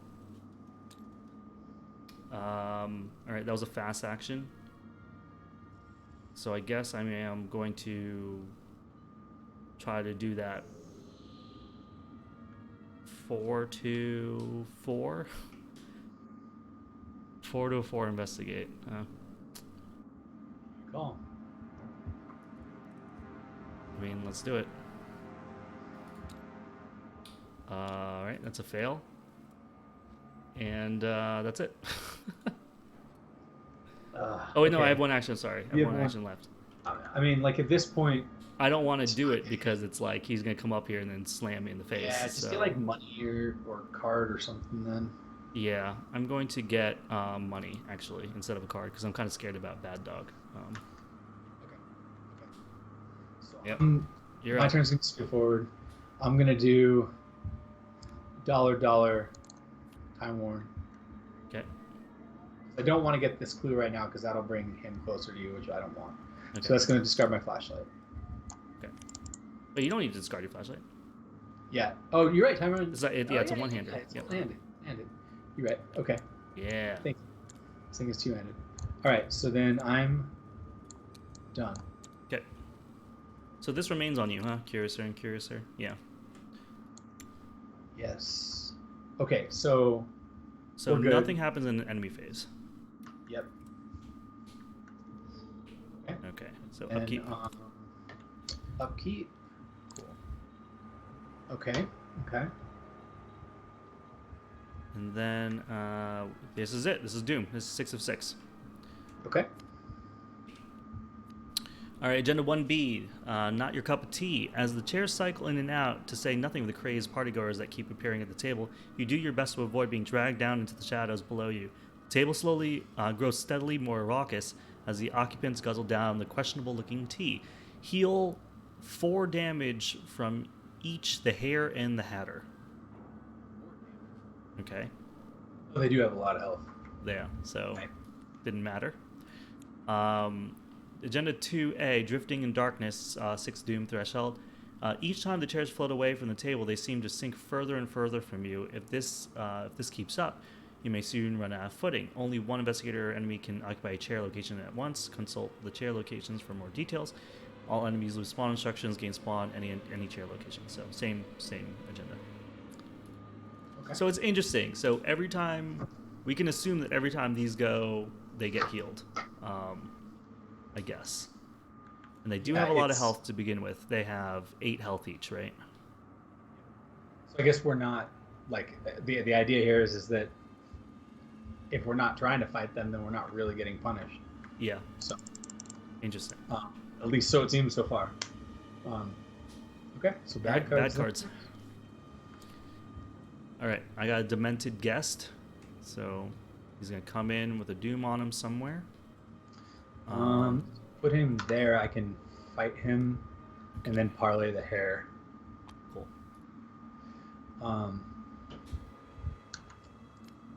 I got a demented guest as well, so that's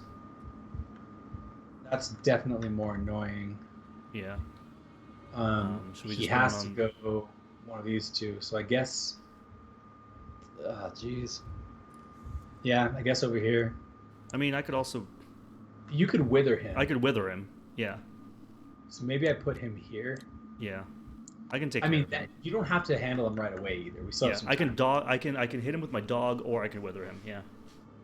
Right. The dog also. Okay. Yep. Cool. Well, then that's that. Now that this guy's engaged on me, actually, maybe I don't put this here for a turn. If I want to do the ticks, because that's right. Yeah. Put him down there. Put them down there. Okay. So then let me go first, so that way we can solve the ticks. Yeah. I like that. I want to make sure that we do that. Okay. So I'm going to spend action 1 and action 2 doing that. So I guess technically these are on here. I don't know if it matters if they stay. Yep. We will record patience under Fragments of Alice. Yep. Then I have 1 action left. So with that being the case, I don't have the ability to. If I move down here, I just get hit for free. Yeah. You're also in a position though where you're going to get hit unless you move. No, I mean I could take care of this guy. Right. Okay, that'll pull the hair up to me. Oh, right. Wait, can you take care of him? You can't take care of him on my turn. Well, I mean, we could have put this guy over here too. Yeah. Okay. Right. Yeah. If we're not it was dealing empty. with It was this any empty let's turn location. down. So yeah. And then I can work my way to him next Yeah. turn. Okay. Gotcha. Then yeah. Then what I will do is I'll actually move 1 step towards you over here. Oh wait, no. I forgot we swap if we do that. Yeah. Damn it. Okay. I'm just gonna. Oh crap. Right. Okay, so actually, if I get a clue right now, that makes it easier for you. Because then the Hatter comes up. Yeah. Yeah. Okay. So I'll try this. I'll spend my last flashlight charge to drop this down to a 1, and I'll actually pitch my bird. So Nice that to I'll have be, it in the discard pile. Yeah. 3 to a 1. This will make me take a horror though. Ugh, Crap. that stupid thing. Yeah. I really don't want to do. You know what? You could just take this mind test and see if you can get rid of it instead.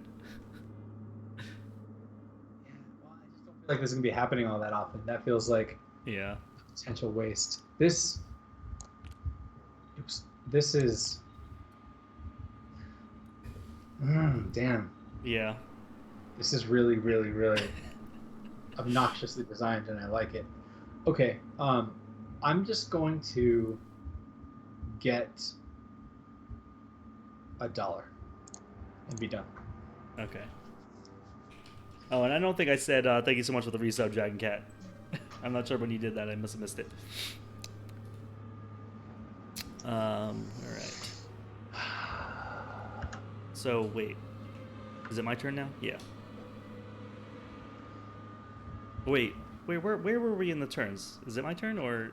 No, it's your turn. Yeah, you have. Oh, okay. Or you, so I could do the 2 ticks before this guy moved up. Right. Man, if I get a clue, he moves up, Right. and then I have to evade him, right? Yeah. And then these guys are I mean, not the other hunters. choice is to like move down, and then that gives you a free move to swap with him, and then you're on a much easier chair, and then you could evade him from down there. But then you're I'm engaged next to this guy. Yeah. Which then, if you kill that, then that makes the Hare move closer to you. So that's bad. Yeah. So That's you not good. probably want to. I probably want to use my dog to investigate here, and then I can parlay with that guy. I think. Yeah. All right, here we go. So we're gonna use the dog over here. I'm a base of 5. It's a 5 to a 4. I'm going to spend a buck. So it'd be a 6 to a 4. -1, so I get a clue. Take that off. Okay, the Hatter moves, yeah.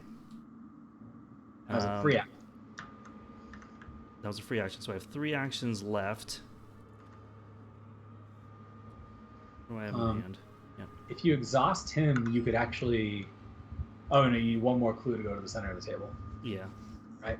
Yep. So I either do a 4 to a 3 test of book, or I can exhaust my cane and do a 4 to a 3 test of foot. So it's the same either way. Right? Yeah. Yeah, it just depends on the pump you want to use. Yeah. All right. So I'm going to do the parlay. I'm a 4 to a 3. I'm going to spend a buck to make myself a 5 to a 3 on the book test. And it's 0, so he is parlayed. And I have I have 2 more actions left, huh? Yep. Let's see if I can scoop another clue. I am a 4 to a 4 right now. 4 to a 4. I'm going to pump 1. I'm a 5 to a 4. Okay. Because I got good cat. You've got a good cat. 5 to 4 succeeds. 5 to 4 succeeds. I get another clue. I'll take that off. And so I have one more action, right? Yeah. So, you could. I could go to the swap center. With me if you wanted to, and because this guy's not going to hit me, and then I can start working my way down. Or, Oh, that's interesting. I mean, because if you move to the center, see, okay, this is why the center's weird, right? Because if you move to the center right now, Yeah, then I that will means have bad all table these- manners for the next bad cards phase. right? But no enemies can hit you there. Right. I don't know if that's worth it or not. It might be. I mean, you are the safest position right now to do it that you might be. Yeah. If this is the only possible way we can do this, is one of us has to have bad table manners. Oh, you can't do it right now. It's 2 actions, not 1. 2 actions to Oh, no. It's I'm sorry. it's 2 actions to Moving pick on up the the table. cat, to pick up the mouse, but I can do 1 action to move it. Okay. I don't like having bad table manners for the bad cards phase, but you're right. This is like an excellent opportunity for me not to get hit with an active opportunity going in here. Yeah. Unless there's a random enemy that spawns here, but I mean, the odds of that seem pretty low because it seems like they're trying to keep Yeah. this safe.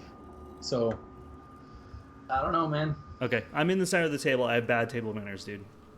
Okay. I have terrible table manners. Oh my god. Here we go. All right. So enemy phase. This guy. Well, hold on. Flip Oh. this. Oh, wait, we What? flip this? Oh, we do flip this. Victory 1 Yeah. over here. So force route 0, clue, victory 1, Wonderland table. Enemies cannot move to the center of the table. Force, at the end of the investigator phase, each investigator at the center of the table must lose 1 resource or place 1 clue on the center of the table from the token bank. After you move to the center of the table, remember that you have terrible table manners. Action, if there are no empty chair locations, choose a non-elite enemy in a chair location. That enemy makes an immediate attack against you. Then discard that enemy and move to its former location. Okay. Okay, so that's how you get out, so you're not trapped. Yeah. Because otherwise, you can't fight from the middle. You can't Yeah. fight from. That makes Okay. sense. Okay. All right, so so the investigator phase is now ending. So you either have to lose $1 or put a clue here, which will lose us the VP basically. So I will lose $1. Okay. All right, and then now the enemy's ready. Yep. And then we upkeep. Upkeep. Oh, I forgot to take the damage off of Jessica. Okay. All right, I got a lantern, which is nice. Chronophobia. That Oh. sucks a lot for me. Okay. Okay. Well, I'll dick around for another turn, but I got to get down to those snakes real soon. Yep. All right. So Doom, we are at 3 of 6, Okay. and we're gonna do some bad cards. And I'm gonna get Curiouser and Curiouser. Does it cost to investigate if there are more clues on it? Yeah, it's the same thing as you got. Test Mine 3 as an action. All right. Okay. You're up. My bad is obsessive visitor Oh. hunter. X equal to the number of clues on his location and each connecting chair location to a max of 5. He's easy to evade, but hard to kill. You can also Um, dynamite this guy. Does hunt. I think I put him here because, well, if I put him here, that makes him a little easier. He's a 3. And if I kill him, then the Hare can move up. I can hit that. I can do its ability, then I can start trying to move. Yeah. I think that's where I put him. Yeah, you're right. He's a 3 here. Yeah. So that's where I put him. Okay. So what do you think? Do we have you advance the act before I go? Or do I go? I truly don't know. This is rough. You just don't know with this game. Part of me feels like I Also- should advance the act. I could also take the Curiouser and Curiouser so you don't have to deal with it using Let Me Handle This. I could have done that.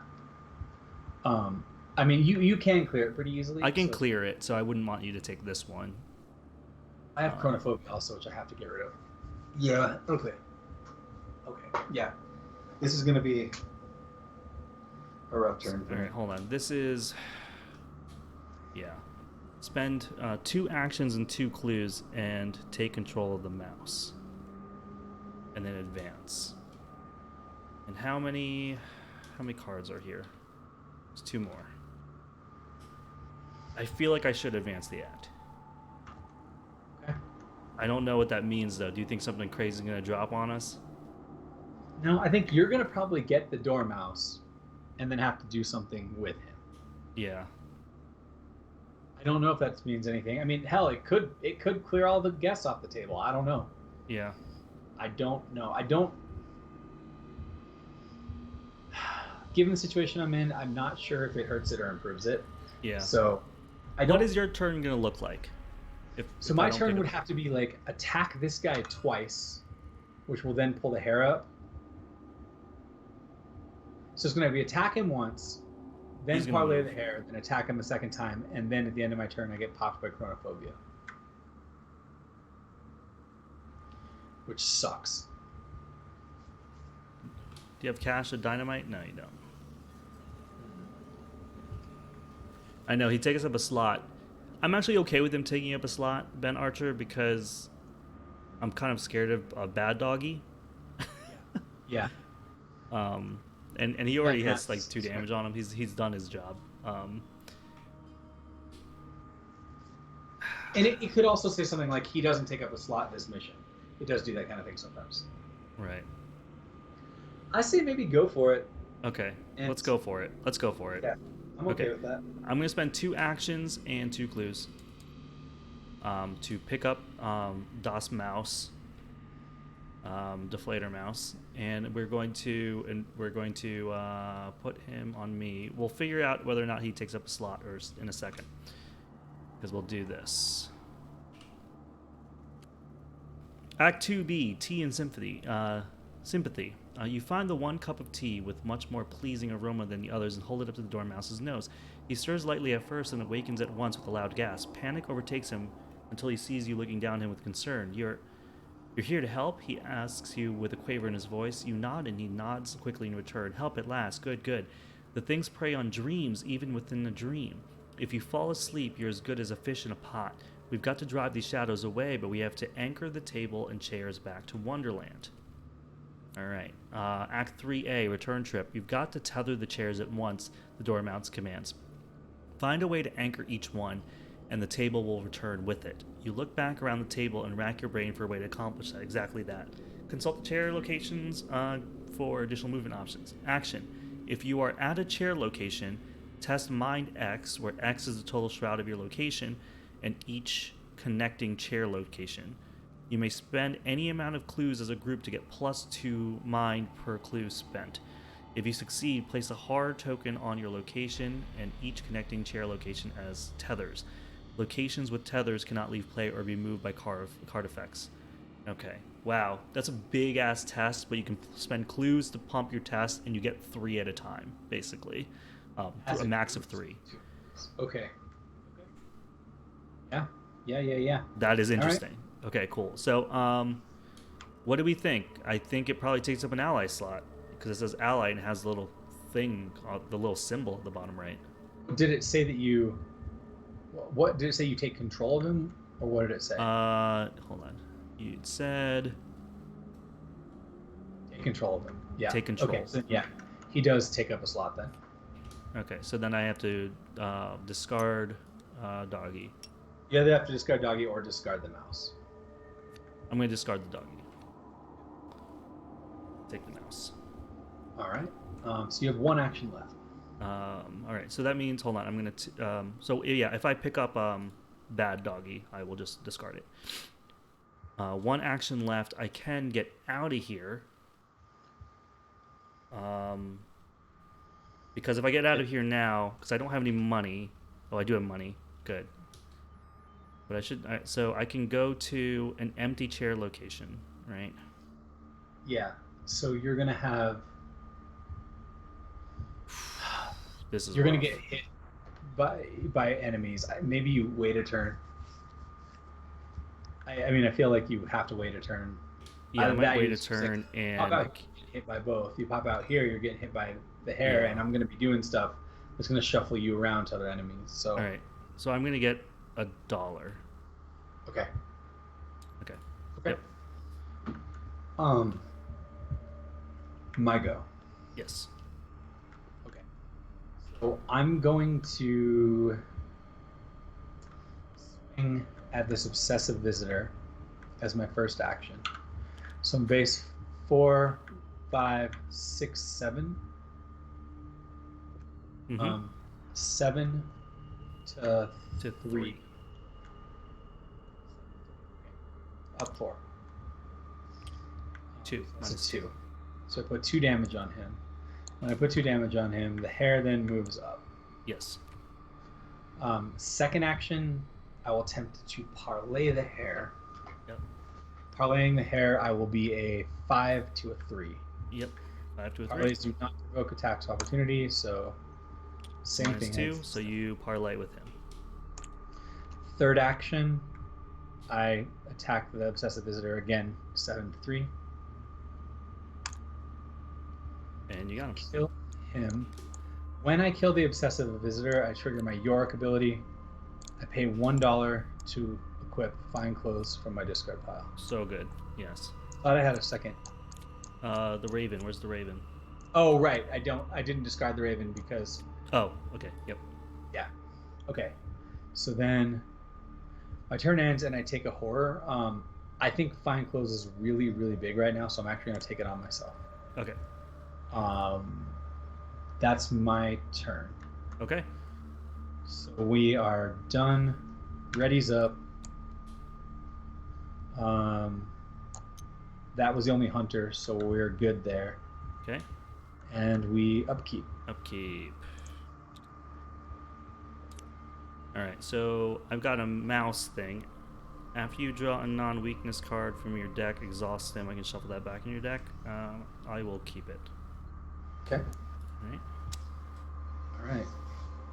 Alright. So we have 4 of 6 now on the Doom.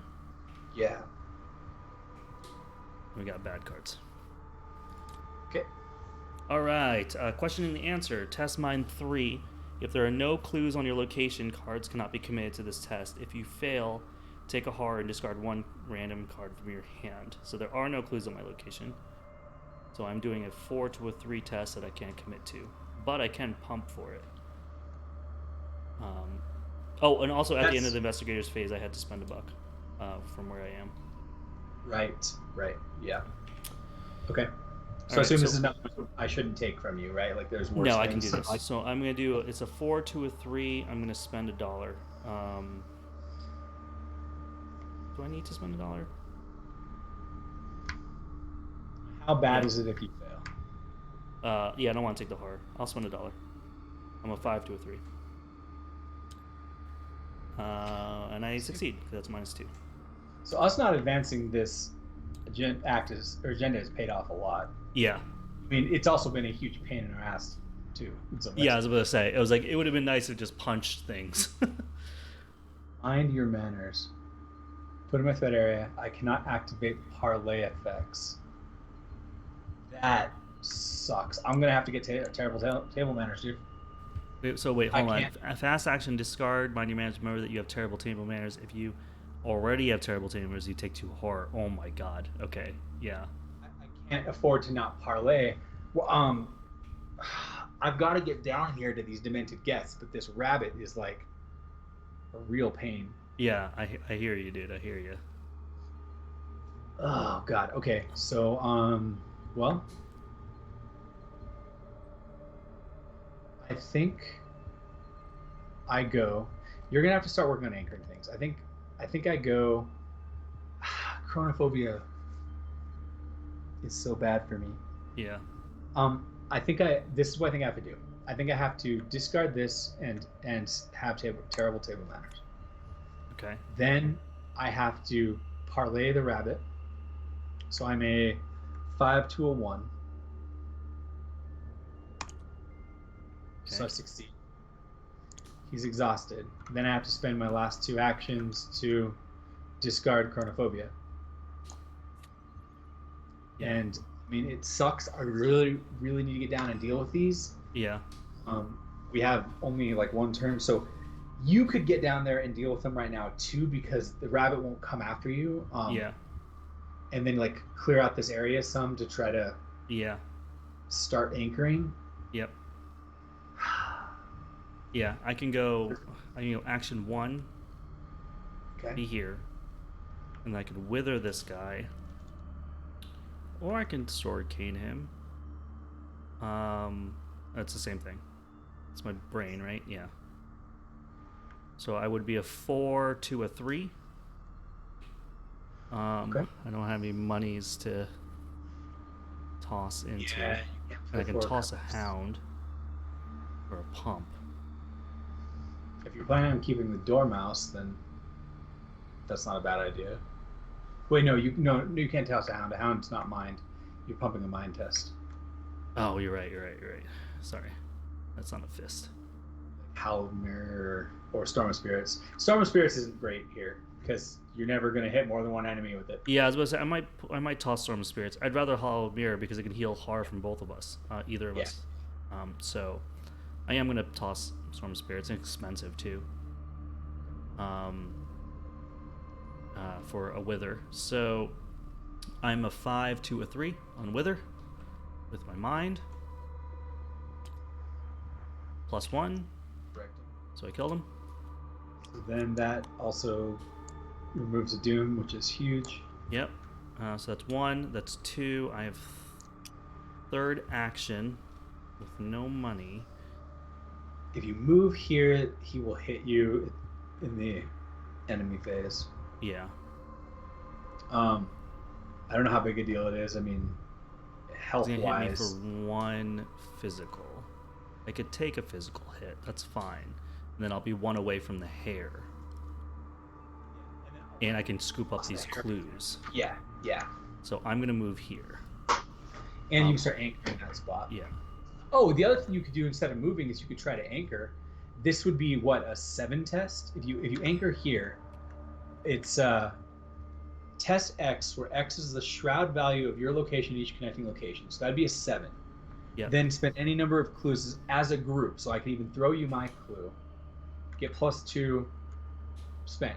Or not. Like, I mean, it's just a thought. Like, you can also anchor here later, too. Yeah. Well, that's true, though. This one's this one. So 7. It would be a 4 to a 7, and then you would give me a clue. Then it would be a 6 to a 7. Then I could pump it up so I can be an even 7 to a 7. Okay, so probably not good yet. Maybe Yeah, I don't think that's good yet. It's because it's an even test, and I have a good cat. I would like to be like 1 above with good cat, you know. So I'm like +2. Yeah. But I forced. Hold on. When this comes in, I put clues on it. Right, to its max when I moved in here, and I was supposed to reveal the top card of my deck. If it's an asset, I draw it. Otherwise, if it's not a weakness, Oh, right. Sorry. Yeah. So go. I discard an open gate, and now I move down. And what happens here? Add clues when token bank to its starting amount. X is equal to the highest number of ammo, supplies, charges, or secrets on asset you control. I'm sure it has more than that. That's it. No, I think that's probably the right amount, because I think the only one of us who ever had charges was me with my flashlight. You with flashlight? Yeah. Okay. Yeah. Okay, so that's great. That's really great. Okay, so then we are on to enemy phase. So this readies. Yep. Upkeep. Keep. Ooh. If you draw in non-weekends, oh no, I got overzealous, dude. Oh and God. And I can't mouse him. So I draw the top card of the encounter deck and then give it Surge. So here's the top card of the thing. And this has Surge.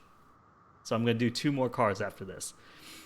If you are at an untethered chair location, which I am, swap your location with the furthest untethered chair location from your location. All investigators and enemies at these locations are moved with these locations. So I have to just swap this Over. and that one.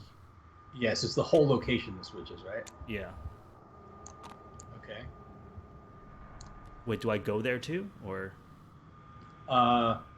Yeah, all investigators and enemies at these locations are moved with the locations. You're one of the investigators there. Okay. So all right. So then I do surge You 1. Yeah. Come on. All right. Backwards logic. If you see by 2 or more, take 1 heart if you fail. So I want to fail. I think I'm this a might 4 be the to a card I 5. take from you. What's up? This might be the card I take from you. I don't want you to lose an action. We need your actions really bad. Yeah. I'm going to. Like I can. No. I'm saying I can draw this card for you. Yeah. Let's do that. This Okay. one sucks. Like, I feel like this is one of the best cards for me to draw for you. Because Yeah. It's tricky. Yeah. Okay, Let's do so I that. play Let Me Handle This. And the best part is I get +2 to my skill value while resolving this. So Yeah. I will be. Oh wait, no, that's not the best part. It's actually worse for me. That's actually worse. It's actually worse. So I'll be a 3.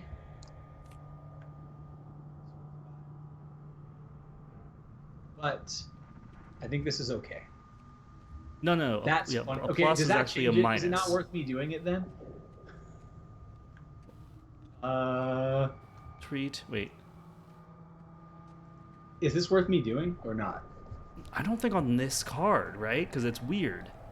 Yeah, it actually gets worse for me. It gets actually worse for you. Okay, but we just don't want you to fail it. Like, Yeah. So I'm a 4 to a 5 right now, and I want to fail it. And Right, so icons only way- committed subtract. So if I use my summon hound, I can pitch this to Um, you, I'm a To give 3 to a 5. and I'll pitch 1 to you, so it'll make you a 2 to a 5. 2 to a 5. Yeah. Okay, I think this is pretty good. I'm a 2 to a 5. Okay. +1, so I fail. Yes. Okay, good. If you fail, nothing happens. Okay, and then, now I have to do one more surge card. Yep. All right, Brain Teaser. Put Brain Teaser into play next to the agenda deck. When Doom would be placed on other card, place 1 Doom on Brain Teaser. Yeah, this just has to come out because I can't counter it. Yep. That sucks. This sucks bad. right now. This one's so bad. This is really, really, really not good. Where are we gonna put it so we don't forget it? You put it like in the middle here, because I'm gonna forget it if you put it up there. Or right next to the Doom number. I don't know, wherever you want. We just need to make sure we don't forget it. Like, yeah, put it like right next to the Doom here, Okay. like overlapping it, so like we have to see it. Okay. Oh, okay. My card. That was. Yeah. Or no, that was. No, that was upkeep, dude. Yeah. That was upkeep. That was overzealous. Timing on this Brain Teaser. 3, 4, 5. Okay, at least you killed that snake. Otherwise, that was gonna advance. Yeah. Okay, so Um, then Oh, so it's now Doom we now. go Yeah. to Mythos. So 1 and 1. 1 and 1. Okay. Let me just make this huge. Now. So 4, 5. Yep. 5 in play. You're right. And now bad back. cards, right? Yep. I already did 3. Yeah, what's one more? Oh, great. If you have terrible table manners, Teetotaler gains retaliate and alert. Great. So this guy's gonna go into an empty location. And I was right next to this stupid guy before too. I know. You're still not far from him, at least. Yeah. I say just throw him. Like here. Yeah, maybe there. Yeah. Retaliate and alert. Okay. I mean, I can still wreck that dude. Right. Yeah, because I Oh won't yeah, have- yeah. With your time Hare. one brand, you can wreck him. You can wreck him. Well, if I exhaust the Hare, move here, and then kill this, maybe I have you put it here. Because I can Exhaust the exhaust Hare, the swap Hare, with him, then swap kill it? the Hare, and kill it. Yeah, I mean that's pretty Seems okay. good, Yeah. right? Yeah, that seems Okay. pretty good. All right, what's your bad card? Just this bad cards day. Oh no, Surge. I get the cat. Okay. He's a good cat right now. He's a good cat. He's a good kitty. Okay.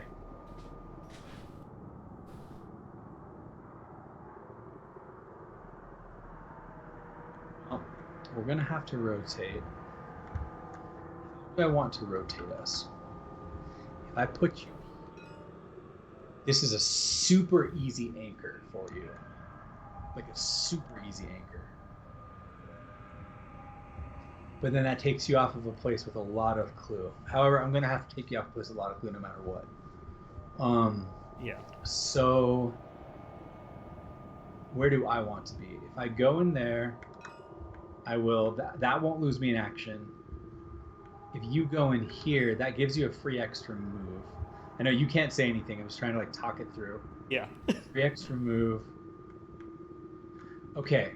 I think that this is the right call. I'm going to rotate everything clockwise. Okay. Okay? So Yep. I'm going to start down 1, Yep. 1, Yep. 1. Yep. That will let you take a free extra move. Yep. 1, 1, 1. And then I actually add one more clue to that spot because I have one charge left on my flashlight. Now, do you want to take the extra move with Marie? Do I want to take the extra move? That would swap me with the Hatter, Yeah. and then it's our turn, right? Correct. If I swap with the Hatter, then you're going to be surrounded. But you could exhaust the Hatter before you do your other stuff.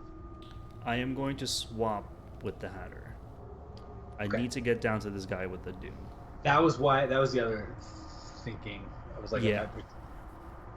Okay, so now it's our turn. Yep. So if I go first and I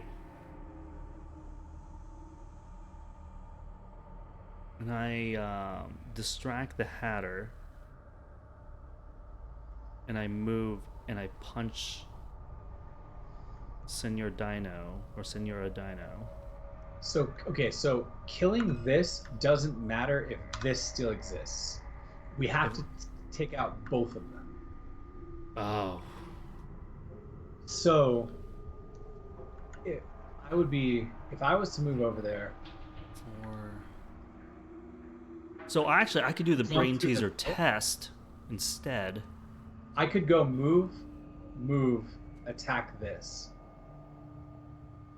Because I can jump through the middle, right? Because it doesn't matter. I already have terrible table manners. It doesn't matter for me to have worse table manners. I will get hit once by him, Yeah. but that's okay to stop the terrible table manners. Okay. So I think you just exhaust him, try to get some clue, and try to anchor. And try to tether. Oh wait, hold on. You have to clear brain teaser if we're gonna not lose this. Yeah, I was going to say I have to get rid of this. So if you don't want to get attack opportunities, you have to clear the Hatter, then spend like 1 or 2 actions on this, and then spend your last one on either tethering or getting clue. Okay. Oof. Right. Right.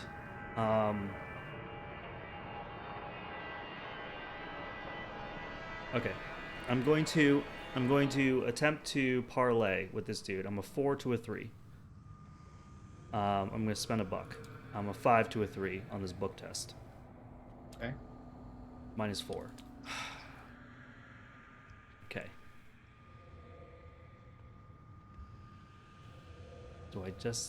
I will take 1 and 1. You have to take it multiple times. All right, I'm gonna do this again. I'm gonna try to evade him, or parlay with him. I'm a 4 to a 3. I'm gonna spend $1. The other option is you can use Sword Cane and then pitch something with Mind on it. But I don't know if that's better for you. Yeah. I just don't know what's better. No. I'm just gonna spend $1. I'm a 5 to a 3. -2, so I did distract him. Okay. On my last action, I'm gonna try to get rid of this brain teaser. It's a test. It's a 4 test, so no, it's a 3 test because there's a doom on it. So I'm a 4 to a 3. I'm gonna toss a lissogram. I'm a 5 to a 3. That should be good. Okay, remember you don't have cat. Okay, God, Yeah. thank God. 5 to 3. Got it. Bye bye, brain teaser. That goes. Oh. Okay. So actually, the snake doesn't even have to die now because of that. But Yeah. I'll probably now I can hop through the table without penalty. Yep. No, not without penalty. The hare will hit me. But I could exhaust the hare, then do it, then move. But like, do I want to do that? that Be seems like exhaust, move. No. Okay. I'm gonna have to take the hit. So I will take the hit, and so I'm gonna move. And when I take this hit, I will discard fine clothes to take the hit. okay. Right. And yeah, 1 and 1. I'll move again here. Okay. And my last action will be to attack this snake with my sword. So it'll be a 7 to a 3, up Yep. 4. Well, at least that doesn't advance it, huh? Yeah, it doesn't advance. You're only gonna get hit with 1, which that's a concern. Yeah, exactly. The damage doesn't matter. Yeah. Okay. But I do get to use Rabbit's Foot. Yes. Okay. So done. Okay. God. All right. So he readies. You This thing ready? hits And upkeep. upkeep. Oh wait, no. Sorry. Unbound Beast is no longer in my deck because someone Yep. has gone. Okay, good. Okay, good. No. You don't get to redraw. You still draw it. It just doesn't turn into something. Okay. It doesn't come out of your deck when he's defeated. It stays in there, but it's just because there's nothing to transform to. I see. just gets- It just goes out of play. If there's no copy of something out of play, set it outside. Okay. Okay, so now we Mythos. So we tick up. That puts us at 5 5. of 6. Yeah, 5 out of 6, and then we do bad cards. Chris is back. Yes, folding chair is actually really awesome. All right, here we go. Bad cards. I got a teetotaler. Ugh. I guess just here, yeah. Here. Right. It's getting real They hairy. don't do anything inherently. Yeah. I could always middle and like kill stuff too. So. All right, you're up. Clues on your location. Cards cannot be committed. So cards cannot be committed. If they fail, take a horror and discard a card at random. Okay. Well. Do I commit to this? I don't really want to take the horror, but I You also can't commit don't... anything to it, right? Or Oh yeah, that's the whole point. Yeah. yeah. So I just have to. Oh wait, take no it. wait. If it has no No clues, yeah, clues. you're right. You're right. Oh yeah, when I move into this location, hold on. That does throw a clue here and here. Oh right. Okay. Oh, when I moved into this location, I don't think I did this. Oh, you have to drop one of your clues. You I didn't didn't have a clues, clue. so you're okay. Okay. Okay. So Good. you are a 3 to a 3 on this test. 3 to a 3. That's what I got. All right. Sick. That's I use sick rabbit. fail, dude. So Rabbit's Foot is after, so I don't draw my card yet. First, I take the one horror, Yep. and then I discard one of these cards at random. Yep.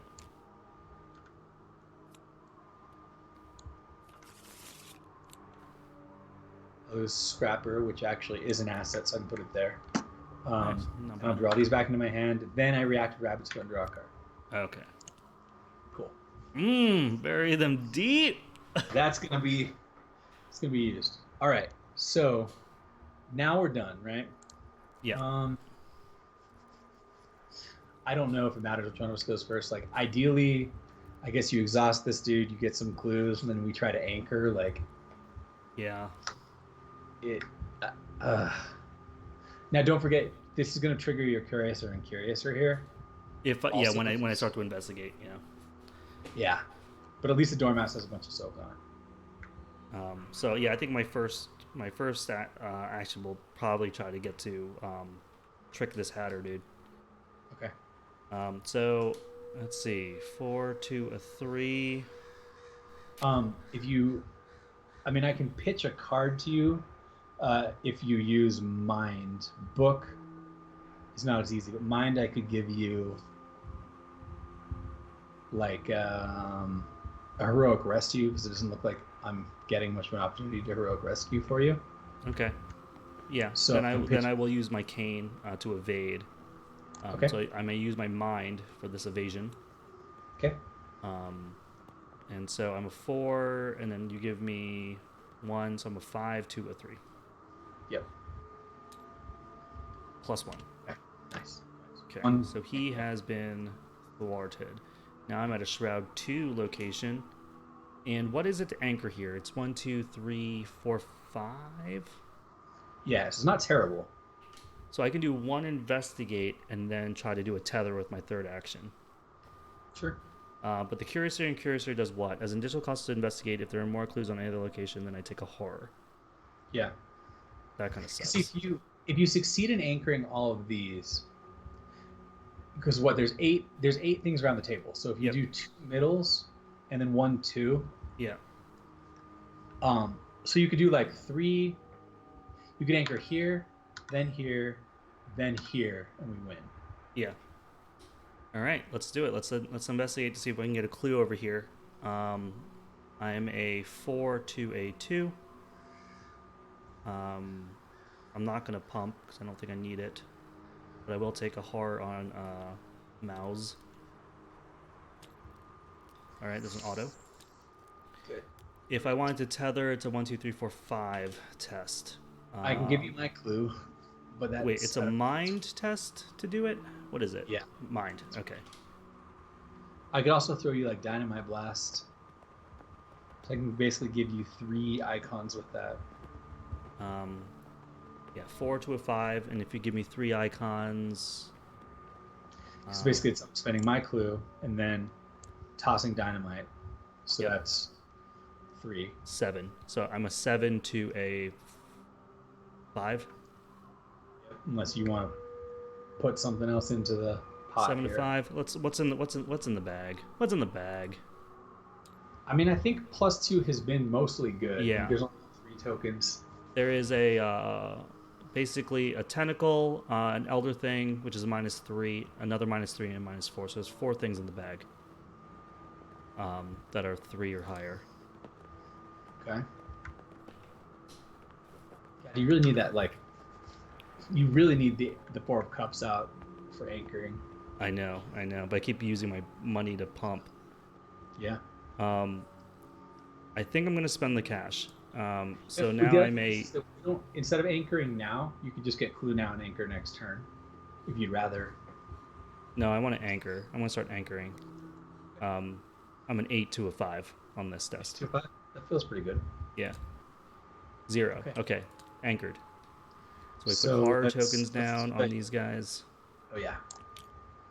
On this, and on this. Sweet. I'm gonna make them big, dude. Yeah, dude. Yeah. Get these pleb ones out of here. Oh, yeah. Okay. Anchored. So you are done. Yep. Okay. So I go and attack Gross Snake Monster with my S word. Yep. Pop. Pop. Super dead. When that Are dies, you gonna bury that man deep? Yes, I am gonna bury the man deep because I don't want something coming out that has Doom on it, and I want the VP. Thank you. I'm also gonna trigger my Yorick ability to pull my Fine Clothes out, which costs me 1, and then finally, your boy the Hare is gonna move. I think I move him this way. Yep. So he will swap. I mean, I can move him either direction because I'm equidistant, but I assume we want him on this side, right? Mm-hmm. So that was action 1. That was action 1. If I move here, that leaves this guy to hit me. He hits for horror, which is unfortunate. Yeah, that guy sucks. Like that. Damn, I'd really like to go get someplace that has more clue, though. If I swap you here, then that moves you further away from the Hatter. Ah, the horror. Oh boy, I really wish those guys didn't hit for horror. Yeah, I know. I mean, if I move to the middle of the table, I can sit there and then just spend $1 and then come out later, right? That's all it is. I can just sit in the middle of the table and be safe. Well, I mean, like, so there are certain cards that say that every time you have terrible table manners, like, do you have like ×2 terrible table manners right now? All of them say if you already have terrible table manners, do something else. Okay. This one doesn't say that. So we're safe to just keep going back to the center now. Yeah. Yeah. I think I'm going to hop to the center so that way I can go wherever feels the most convenient. Maybe even here.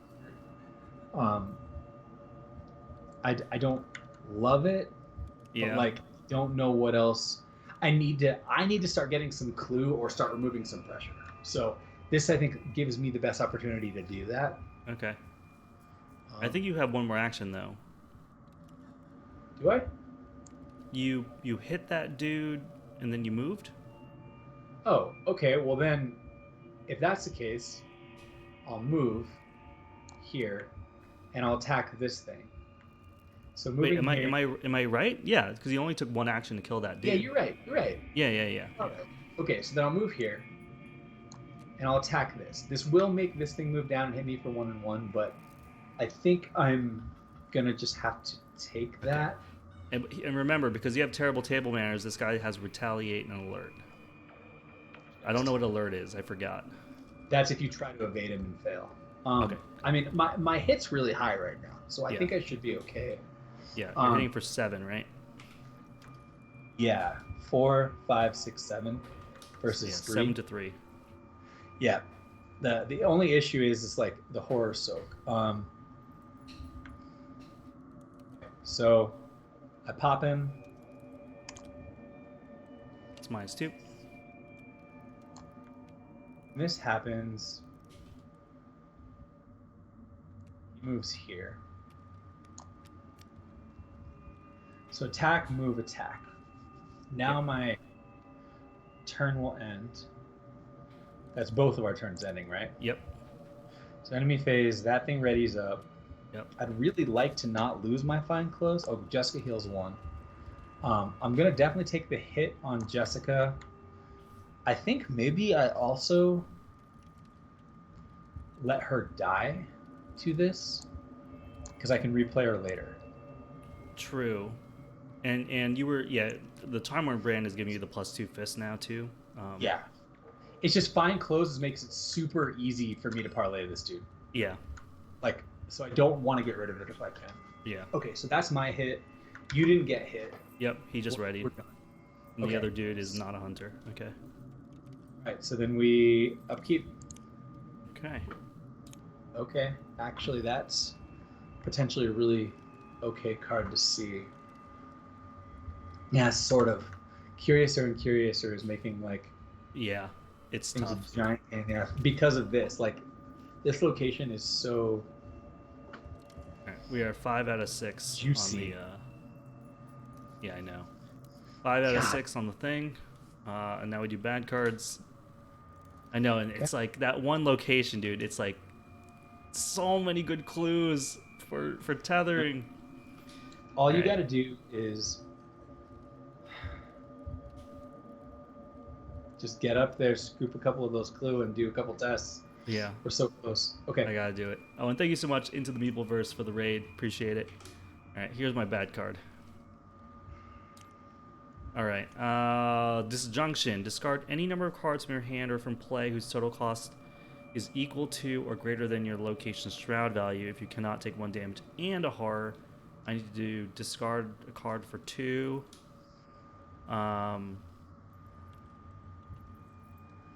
So I could discard. I mean, I can take it again if it's going to be a huge difference. No, I think I can just discard Storm Spirits. Okay, sure. Oh, it's wait. Do a hold on. mind icon? That's a mind icon. Yeah, I want to keep it. Discard any number of cards from your hand. Oh, so I need to discard 2 cards or discard an asset in play. And whose total cost is equal to strike value. So you can just discard 1 card that's 2 or higher. Okay. I really want to have 4 cups out in play, but I just don't know if Yeah. I'm ever going to play it. Yeah, I know. I mean, it does make it so you don't have to pump as much, but I don't know. I don't know either. So if I discard 4 of a cups, then that's just what it is, right? Discard the 4 of cups, then it does take care of it. Then it just takes care of the disjunction. I have another 4 of cups in my deck. Okay. Yeah. Okay. 4 of cups. Get rid of it. I can't pitch that. Yep. You're up. So he will pop out equal number of clues on the adjacent locations. So, well, if I put him here, he's a 5. Are you planning on getting these clues? Or do you need to get these clues because of horror? I need to get those clues up there. Okay, so then I will put him up here. And he will be a 1, 2, 3, 4, 5, 6. Yeah. Yeah. I can always move away. God, I don't know, man. He's so choice. big, dude.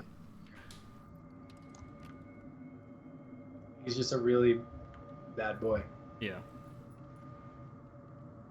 Yeah, he's a 5 over there, and he's a 6 up there, right?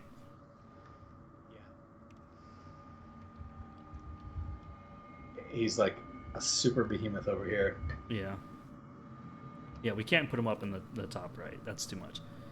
Into the Meepleverse, it's really, really good, this campaign. The theme, the mechanics, every scenario is completely different. It's awesome. Yeah, Yeah. right now we're having a tea party with the Hare. And the he's Mad not Hatter. a 6 up here because he's a max of 5. Oh, max of 5. So okay. I'll just put him up there for now. Yeah. The issue is that he hunts once, so he's gonna move in and hit. It's just my horror threshold right now sucks. Yeah. I really need to kill something. I would like to go move, attack. Yeah. So if I do that, then I think I put him down here, and we're both moving away from him. Okay, that's what I'm doing. Okay. So If he's there, though, if we move, we're both going to get hit with an active opportunity, right? Oh, right. Unless Damn. somebody evades him. He's got a small evade value, but it's... Yeah, he's a problem. Okay. Yeah. God.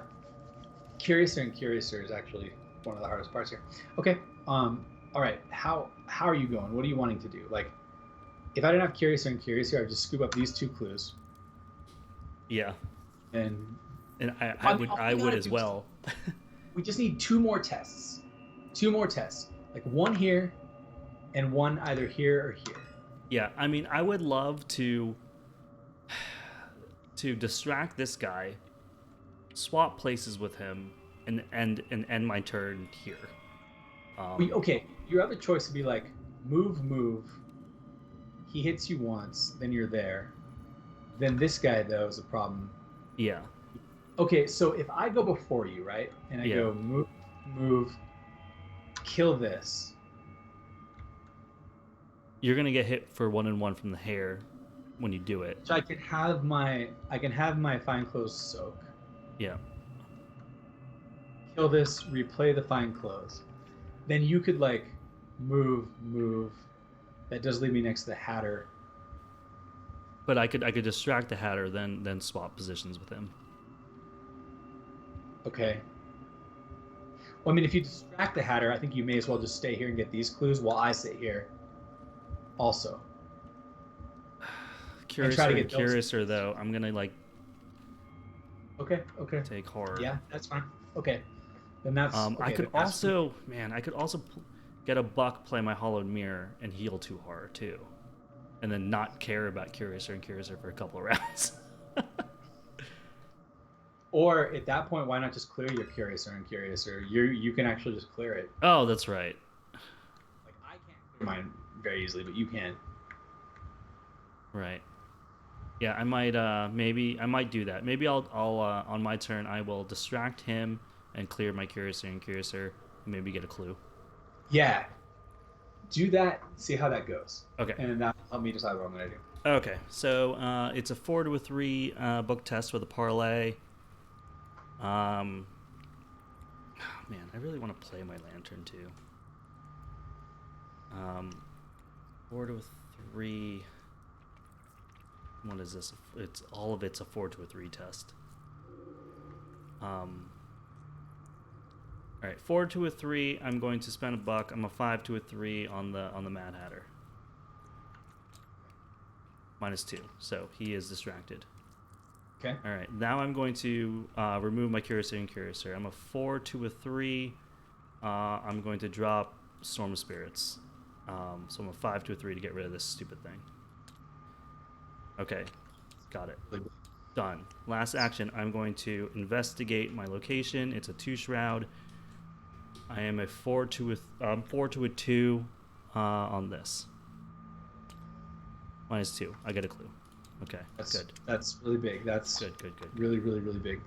Because now what I can do is I can be set up in a position where I can also start getting clue as well. So you're done, right? Yep, I'm done. That was it. So I move here. The idiot swings at me and kills my fine clothes. Yep. I move here. Last action, I attack Tito Toddler Tattletale. Yeah. This little toddler. This little toddler tattletaling. You are a 6 to a 3. 6 to a 3. So I think that's fine because I have Kitty if need be. Yep. Okay, Easy so I enough. succeed. He's dead. Yep. When he dies, I spend $1 to replay my fine clothes. And Hare goes 1, 2, 3. He swaps with this guy. Yes. Which then is immediately going to swap back during the enemy phase. So enemy phase happens. This readies up. Yep. Then this tries to hunt to one of us, and Yep. I'm actually closer. So Yep. this happens. So interestingly enough, they kind of like tie each other up. Yep. And then we upkeep. We upkeep. All right. Okay. All right.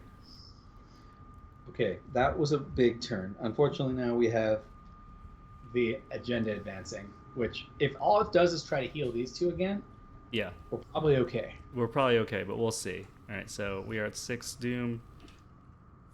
All right, drink and be merry. Agenda 2B. The Tea Party guests guzzle down their drinks and stuff their faces with any bits of food they can reach as they keep up their nonsensical conversation. This madness is going to get you all killed if they don't snap out of it. Heal 4 damage from each of the Hare and the Hatter, so it doesn't matter. And Agenda 3A, 6 Doom Threshold, minutes to midnight. The sparse light illuminating the tea party table is fading fast. If you don't find a way out before the darkness envelops you, there's no telling if you'll see daylight again. Only one investigator or enemy can occupy a chair location at once. Consult the chair location section for further details, and then the same thing at the spawn. And thank you so much for the follow. Appreciate it. Okay. All right, and thank you so much for the raid, Gen Con TV. Awesome. Sick. And Starving79 says, stumbled upon your Kingdom Death series on YouTube, got TTS and the mod right away. Wanted to say hi and thanks. Oh, awesome. Yeah, that was a long time ago. That was back in the old days playing Kingdom Death. It's been years since we played that game, and that was the original game that was very, very mean to us. Yes, Arkham is now the new game that's very mean to us.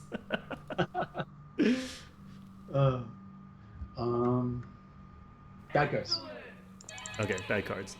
And thank you so much for the follow board to play. Welcome to the best camp on Twitch. Thanks, man. All right. I got Senor Caterpillar, the Vape Nash King. Wonderland, Creature, Scholar, Surge. Put the Caterpillar next to the agenda deck. After the last clue is discovered from any location, each investigator may draw a card, discard the Caterpillar. Okay, cool. Okay. He's good. He's a boon because we... He's a boon. Here? Daniel Boone, dude. Oh, and he's got Surge, right? Yeah, Sergio. Question the answer. Test mine 3. If there are no clues on your location, cards cannot be committed to this test. There are clues, so I can commit. If you fail, take a horror and discard 1 card at random. Okay. So I am a 4 to a 3. Yeah. I don't want to lose the hollowed mirror. I don't What? think we're gonna need it. I mean, like, it's important, but I think that this next turn is huge. Yeah. This next turn's like the turn. Yeah. All right. I'm gonna take this regular, this 4-3. I'd rather have my other cards to pitch, to other things. Okay. 0. Boom. Nice. Perfect. Pass. Big. Woo! Right. Czar Brew, Peril. What you gonna choose, Matt? I'll drink this thing. I'm gonna guzzle down the mysterious brew. Okay, Test so punch if you fail, take a damage and 2 resources. I don't care. I'll drink this gross tea you're throwing at me. Okay. Let's okay. do it. So what are you? You are a 4, 2, or 3? 4 to 3. Don't even care. You don't even care. I Oh. lagged. Okay, lagged. There you go. Here we go. So whatever. I'll drink your stupid tea. I'm not even worried about it. Yeah. Okay.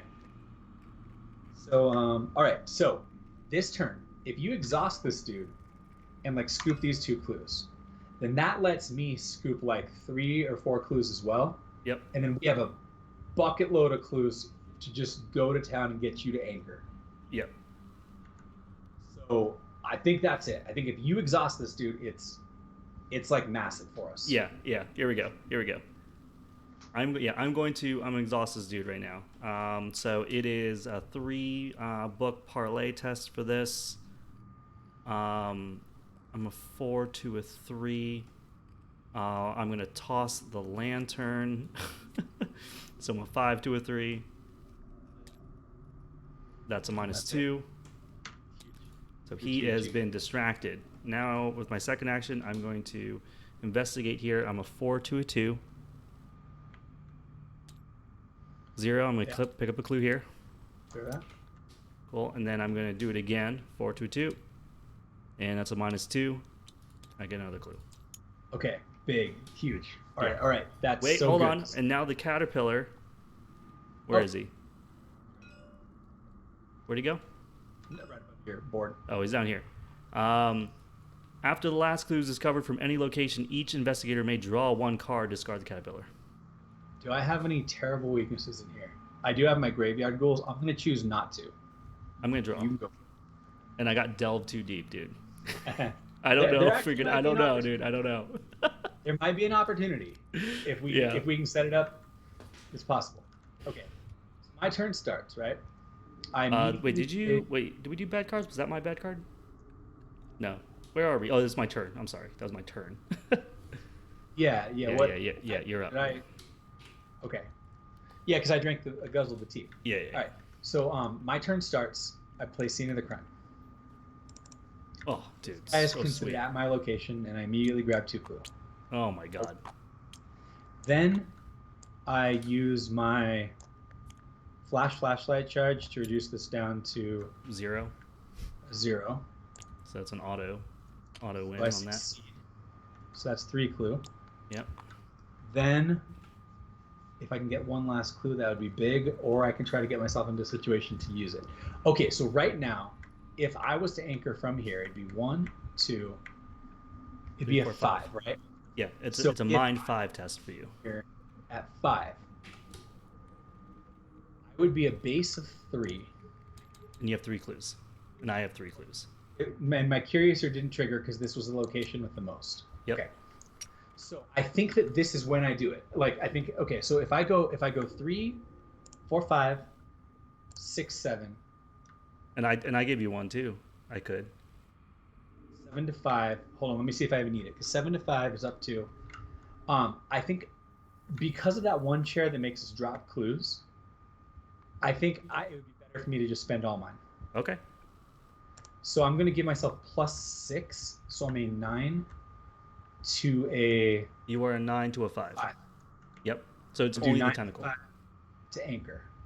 And just to be clear though, this is the thing, is if I do this chair here, then this is a nightmare over here actually if I do this chair here.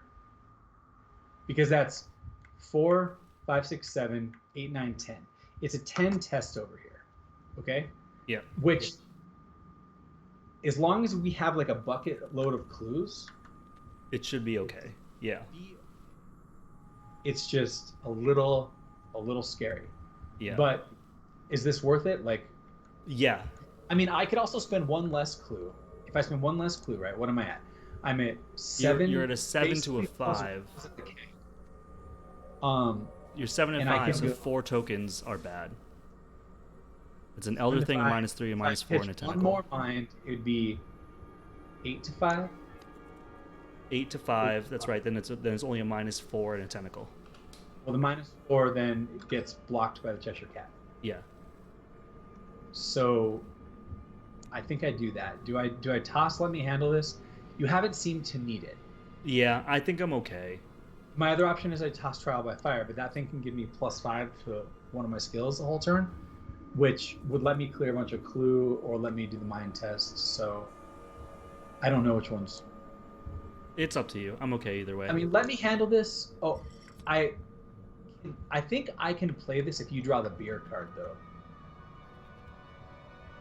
So which card? Actually, the beer card, but actually you have enough health for that, so never mind. I think Yeah. I'm just gonna pitch this. I'll just pitch Okay. this instead of this. I'll keep Trial by Fire. All right, Okay. so You so are I'm- in 8 to 5. Yeah. Okay, awesome. Tethered. that anchors here, And there. and I have one clue left, and all we got to do is anchor this spot. Yeah, we have, yeah. 3 more chairs remember- left to anchor.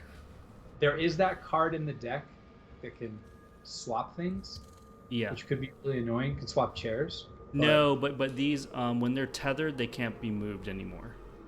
Is that what it said? I think so. Hold on. Let me look Locations all with tethers cannot leave play or be moved by card effects. Okay. So, like, we're actually really safe from that card. Okay. Perfect. All right. So then, I'm done. You're done. This idiot Yes. readies. Yep. This thing hunts here, which does sock me for 1 and 1. 1 and 1. Which I think in this case, I'll take it on the Fine fine close. closing it. Yep. And we are good. So upkeep. Okay. Okay. Okay. Blinding light.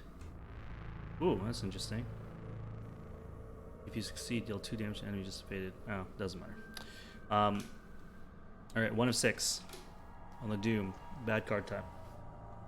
Okay. Curiouser and Curiouser. Awesome. Just keeps going back. That does suck, but might not be a big deal. Discard any number of cards in your hand from play whose total cost is equal to or greater than the shroud value of your location. I will discard this hiding spot that is basically irrelevant. Well, unless I want to use it to evade this guy. You gonna set a trap?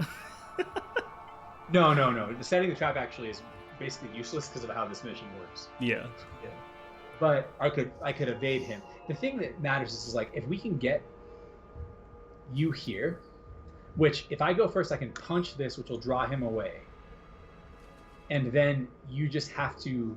Then I can just do go some move, take 1 and 1, move, and then I can tether. Is like if you have the right pump to tether, I guess is the question. Well, I have So 3 then- clues and you have 1, right? So that's +8. Okay, so then all right, so yeah, let's do it like that. As long as I don't tentacle. So then, yes, I will discard that card, and that's it. So, I need to go first then, because I hit this, or actually I can even hit him, because he's easier to hit, which moves the Hare. That's what has to happen is I have to move the Hare, right? Yep. You will take 1 and 1 from him, and then you take 1 and 1 from doing this test. Yep. Unless I double move him.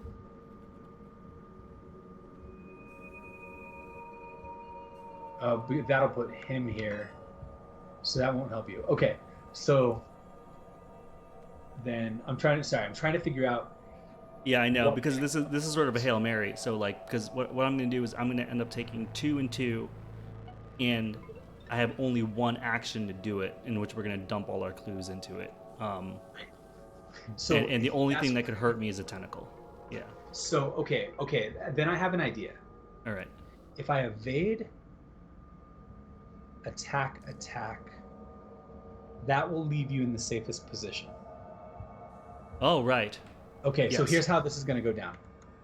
I think that this is the thing that will help me the most. Okay, so my turn. I need to go first. Are you cool with that? Yeah. I'm very, very cool with that.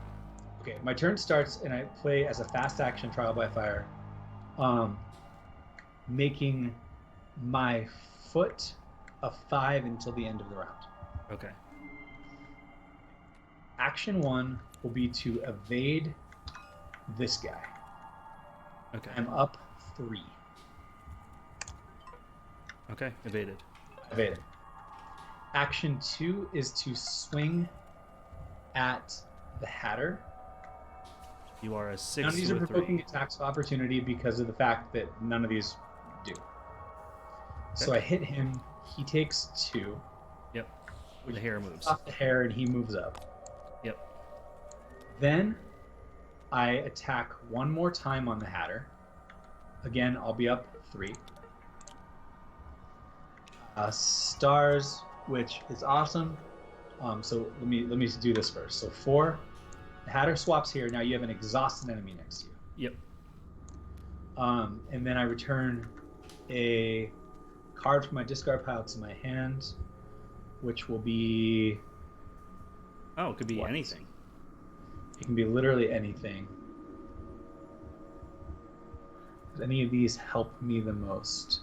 Or you the most? Yes. Yes, I will return Perseverance to my hand. That is the card to return to my hand. Okay. Okay, so now I'm safe too. Sweet.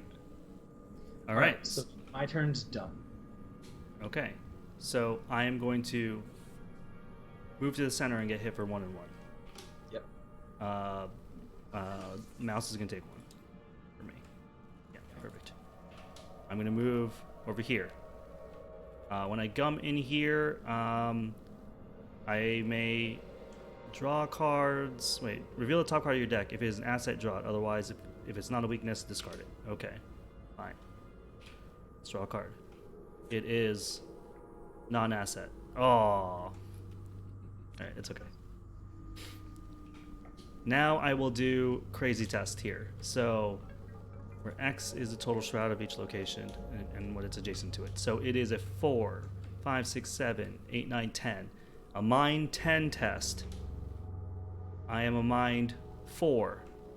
I'm going to use 3 clues. Well, hold on, actually. I'm a mind 4. 1 clue is mind 6. Let me spend 1. Mind 8. Mind 10. And you spend 1? Yep. So it's mine 12 to a 10. And then I'm going to pitch Blinding Light. That's there's a 13 to a 10. And Open Gate. That's a 14 to a 10. So everything but a tentacle. Everything but a tentacle is what I like to hear. There it is. Tethered. Woo! Okay, that was good. That was good. All right, so let's just make sure we're looking at this right. Add a chair location, test that, spend any amount of clues, done. If each chair location has a tether on it, advance. Each chair location does have a tether on it. So Yes. we advance. We advance. Nice. Awesome. Okay. Oh, okay. Here we go. Act 3B, Grounded in Fantasy. In each chair, you try to direct your memories toward your adventures in Wonderland thus far. Each image you conjure, an event you replay, seems to banish a small patch of darkness under each seat. You continue around the table until at last a ring of grass surrounds the tea party. As if severed, the shadows retreat, and slowly the Hare's garden fades back into vision. If the current C agenda is the Mad Tea Party, Resolution 2, otherwise, hold on, what is it? The Mad Tea Party. Okay, Cool. so we go to So Resolution 2. It mattered that we didn't advance this. Okay, interesting. Yeah, look, I like that. Oh my god, lot. of all the 4, Hopefully yeah, it's it would have given you different stories. Okay. All right. So R2, let's see, over here. All right. All right, Resolution 2. An excellent riddle. Let's have another. The exclamation snaps you out of your thoughts, and you turn to see the Hare and Hatter still seated around the table, sipping tea and smiling congenially. You keep your distance, remembering how they behaved during the earlier chaos, but they act as though nothing happened. Come now, a bright guest like you can surely think of a riddle we haven't heard before. The Hare invites, bounding over to escort you to a closer chair. Your thoughts jumble and your words stumble, but your recent experience inspires a question. When can you be in the dark and in the light at the same time? The duo scratched their chins and tapped their spoons idly, spending several seconds in thought. Finally, the Hare draws upward and raises a finger. When it's day out, but you have no idea what's going on, he proudly proclaims. No, it's quite the opposite, the Hatter scoffs, when you know exactly what's going on, but it's dark all around. After all, it was pitch black only a moment ago, and we knew precisely what happened. You raise an eyebrow at the suggestion that they were aware of the danger the entire time. The Hatter pulls you closer and lowers his voice to a whisper that's somehow louder than his speaking voice. Everyone is mad here, you know. The things that make sense, well, those belong in Alice's world, and the shadows are rather picky. Why, poor Dormy here started making sense when they went after him just like that. You press the two mad partygoers further, and to your surprise, they divulge plenty of details about Garathnica and his brood. The Dormouse gives a long sigh and smiles faintly as he continues waking up fully. They may be mad, but friends are friends. I'm quite surprised and happy, mind you, that you didn't give them a thrashing for their trouble. In your campaign log, record 1 tally mark under Strength of Wonderland. Oh no. Why? Because we saved the denizens. Oh, okay. In your campaign log, record that the Hare and the Hatter thoroughly enjoyed your company. All right. And each investigator earns XP equal to the victory X value of each card in the victory display. We got 1. Do none of these chairs have a... Oh, no. And from the center table, so we got 2. There's got to be more. Like, we've got to get some kind of bonus. We got to get something else. Right? Yeah, that would be the ridiculous. Okay. So we have 2 so far. Oh, and then each investigator earns 5 bonus XP from the Hare and the Hatter's information about the shadows. So we get 7 overall. Okay, yeah. And then skip to resolution 6. We were so good. Yeah. They can't punish us. Wait, where's resolution 6? Oh, resolution 6. Is that the one I wanted to go to? Sorry. Yes. Whoops. All right, another ordeal behind you and many more to go. The Dormouse clambers onto your shoulder as you depart the Tea Party Garden. Wonderland is disorganized more than usual, your new companion explains, and you will need my help in sorting through it all. Should your own thoughts become similarly cluttered, I shall help sort them out as well. You shake your head in disbelief that you would be grateful for the help of the talking mouse, but here in Alice's dreams, anything that doesn't intend to be your enemy is already a great help. Any one investigator may choose to add the Dormouse to his or her deck. The card does not count towards the investigator's deck size. In your campaign log, record 1 tally mark under Strength of Wonderland, and then check the campaign log. If the investigators went down the rabbit hole, which we did, proceed to the interlude, the Duchess. All right, so who wants the mouse? I don't know, man. That's up to you. We both have somewhat important allies. You obviously have 2 dogs and the girl. I have Jess and I have Bird. I mean, I can obviously replay him if he dies, but honestly, he's not a big priority for me, other than the horror soak. Yeah, I was going to say, the horror soak is probably the most important part for both of us. More for you. So if you really want him, you can take him. Otherwise, I can use him to overwrite one of my bad doggies. I don't really want him. Okay. Again, would also be kind of neutral on it. Yeah, I'll take him then. He's a book and a question mark for pitching as well, so I'll take him. Yeah, that is good for you. For pitch. Okay, let me so put I that get the Dormouse. All right, so we're gonna go to the Duchess. All right, interlude the Duchess. It's a rare enough event to find any sort of hospitality in the vast expanse of Wonderland, so the sudden appearance of an English country manor gives you a definite pause. You advance quickly to the manor and shout a greeting to the 2 figures seating outside the main door. Both are dressed in fine uniforms and aristocratic servants, albeit one is a frog and one is a fish. They glance at you lazily but do not rise from their seats, only sighing wistfully. An awful commotion sounds dully through the door, although 2 footmen seem not to hear it. If you've more messages, you'll simply have to wait, the frog footman croaks at you. We've been waiting for weeks and we still can't get in. If you ask if the door is locked... No, the fish footman burbles. But it's a footman's job to let people in if we're not inside. Well, the 2 footmen sigh for a second time and go back to staring in the sky dumbly. You give a footman a nominal thanks and open the door yourself. The inside of the manor is utterly chaotic. Toppled furniture and display pieces litter the floors, and the wallpaper has been shredded systematically. Each step brings you closer to the source of the noise, which you can only guess is a monster of some kind by the shrieking, clanging, and scrambling you hear emitting from the kitchen. Determined not to be caught by another of Wonderland's surprises, you ready yourself for a fight as you enter. You burst through the kitchen door just in time to dodge a thrown piece of crockery. A woman in the regal attire of a duchess stands beside her cook, both of them staring down an enormous shadowy boar, but both also looking more annoyed than frightened. The duchess scolds the monster severely and hurls pots and pans while her cook does the bulk of the fighting with any utensils at hand. You'll catch a beating, the duchess shrieks as she grabs for more dishes. The cook hurls a butcher's cleaver at the boar, who swats at it swats it out of the air with a feral cry. Pepper. The air must be thick with pepper. The brutish noblewoman clangs two ladles together. She calls again and again for pepper. The cook staves off the monster with a carving knife, and she joins in the calls for pepper. As you prepare to take action, you spy a lone pepper grinder sitting atop the counter next to you, of course. The investigators must decide. Choose one. Pepper the pig. I mean, sure, we might as well try it. And then you proceed to shaken up. Or Pepper won't do a damn thing against its monster. Skip to Wild Hog. Oh. Choose the last one. If I Was remember it? right. I think you made me choose the last one. No, I definitely chose the last one because I said let's vape with the caterpillar, and that turned out to be pretty gnarly. So if you want to choose this one, because I think I chose poorly last time. I mean, I feel like there's that theme of like we're helping so we get the boon, but like we're also still having consequences in the future. Yeah. But like, you know, all I can tell you is from playing the old Alice video game, like that pepper grinder weapon kicked ass. So a bit meta, but I'm gonna think that we pepper this pig. Let's give it a go, man.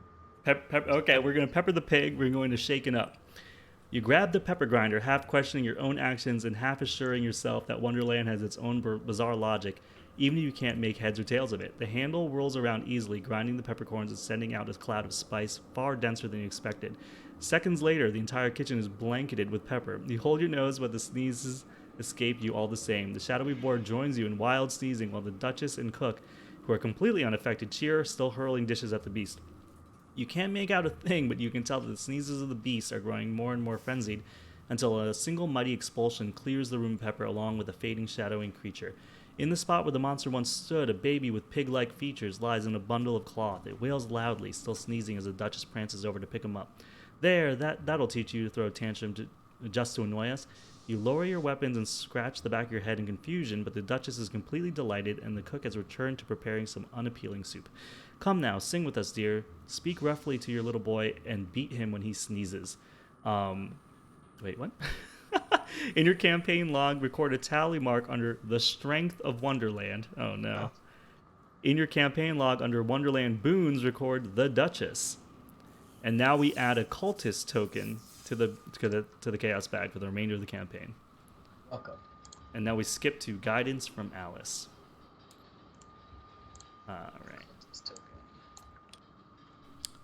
All right, guidance from Alice. You exit the Duchess's manor to find the two footmen exactly where you left them. They look to you with the same dull expressions as before.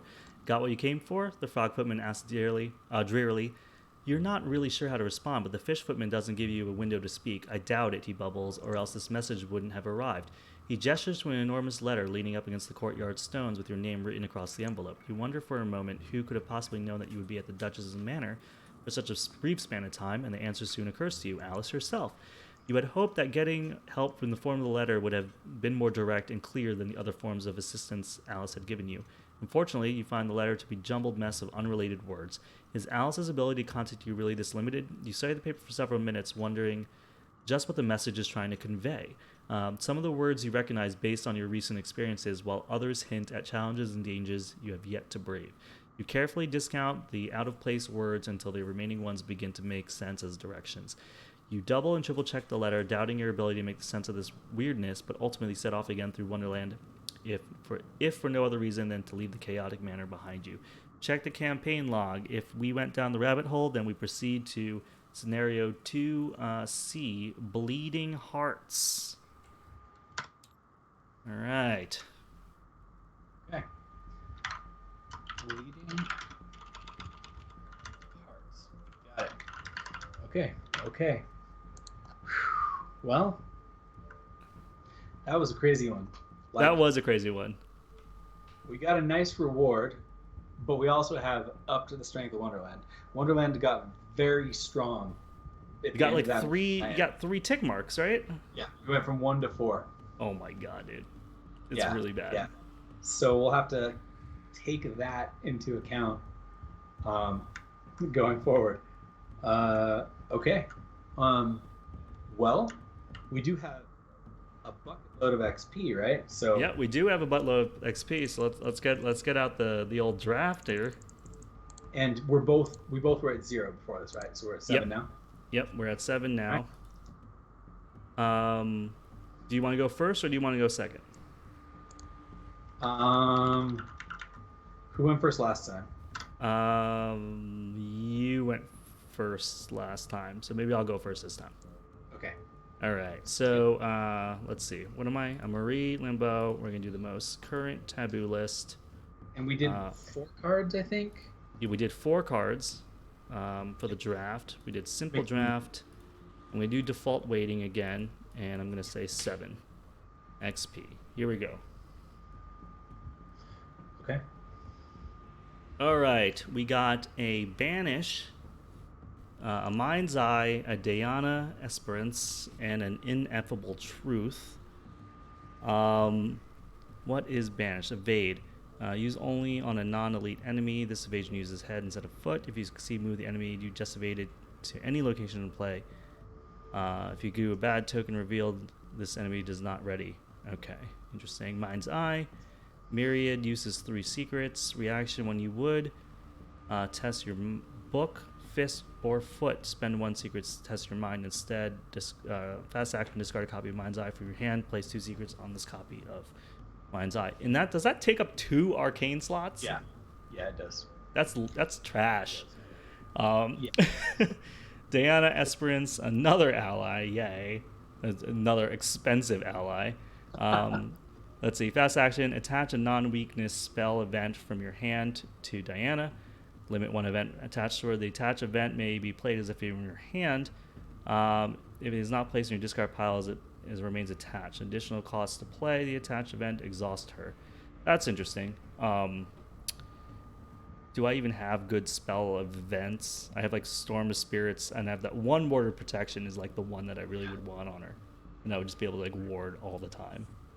But again, I have like 5 allies in my deck. It's like I don't want her.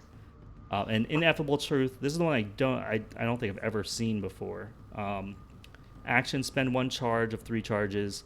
Evade. The evasion attempt uses head instead of foot. You get +2 head for this evasion attempt. If you succeed, deal 1 damage to the evaded enemy. If a star +1 or 0 token is revealed during this evasion attempt, lose a buck.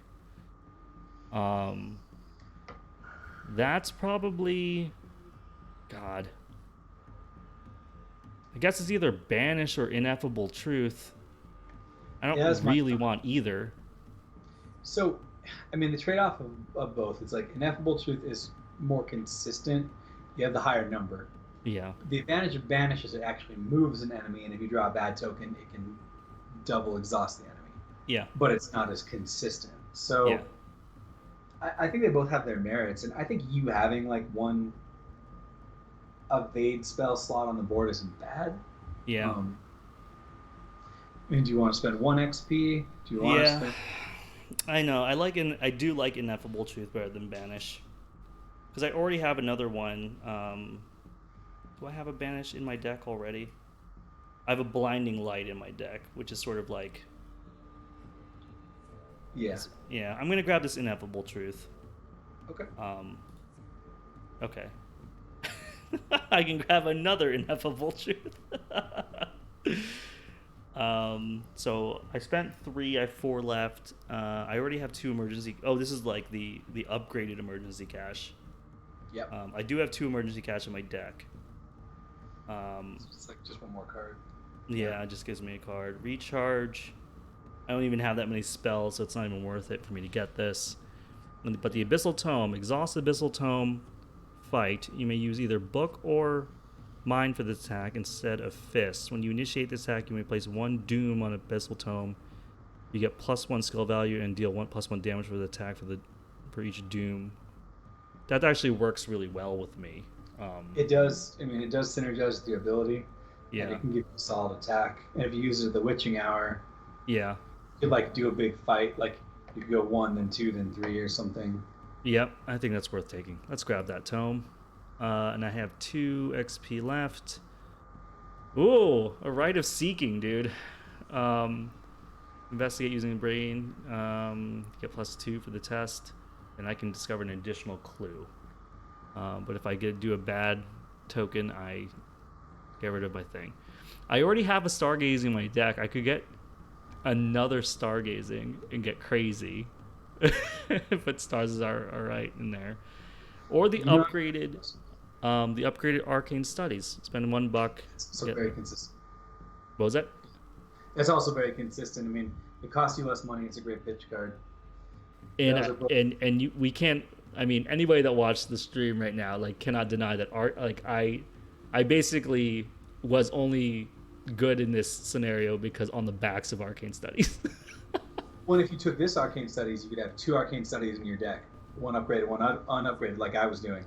So it would like up your consistency on Arcane Studies too. I really love Rite of Seeking, and it's a good spell, and then I'd be able to like use my Arcane Research to upgrade to the next one if I got it. But I think this 0-cost Arcane Studies is actually the play. It's pretty good. What was that? I agree. I think it's pretty good. I think it's... Yeah, I think I'm going to grab the Arcane Studies. Yeah. So I got an Abyssal Tome, an Ineffable Truth, and an Arcane Studies. Cool. Sweet. That was a pretty good Yeah. one for you. All right, let's hold on. I want to make sure that I write this down before I go to my stuff. So, an Abyssal Tome, an Ineffable Truth, and an Arcane Studies. Perfect. All right, let's reset. We're gonna go to William Yorick over here. Same thing, right? You want default weighting? I'm gonna go heavy weighting. Heavyweight? Okay. Yeah, we're gonna see how High that goes. XP? All right. Yeah. So simple draft, high XP. You're going to see 4 cards, right? Here we go. Yep.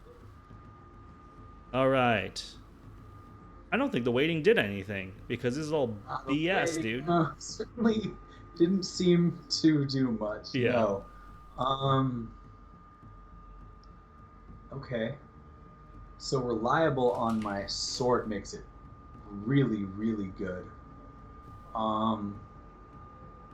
Bandolier let me hold more, gives me mind. Man, both reliable and bandolier are really good. But if I do get to throw reliable on my gun, I mean on my one good sword, Yeah. that would be big. I think I will go with reliable. Yeah, reliable is kind of awesome. Yeah. All right. Yeah. Well, Radiant Spine, no. Yeah. Versatile gets like really weird with draft mode, and I don't want to think about it. Yeah. So I'm not doing it.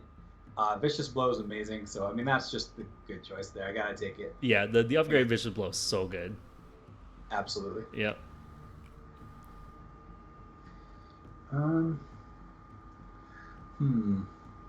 Well, I mean, this definitely feels like a Eucatastrophe to me. Yep. I think so. Don't get me wrong, the other ones are good, but like Eucatastrophe is incredible. It's so good. Okay. 1 XP left. Okay, Yep. so Bloodbright is actually... Okay, so my base mind is what, 3? Yeah. My Your base mine's 3.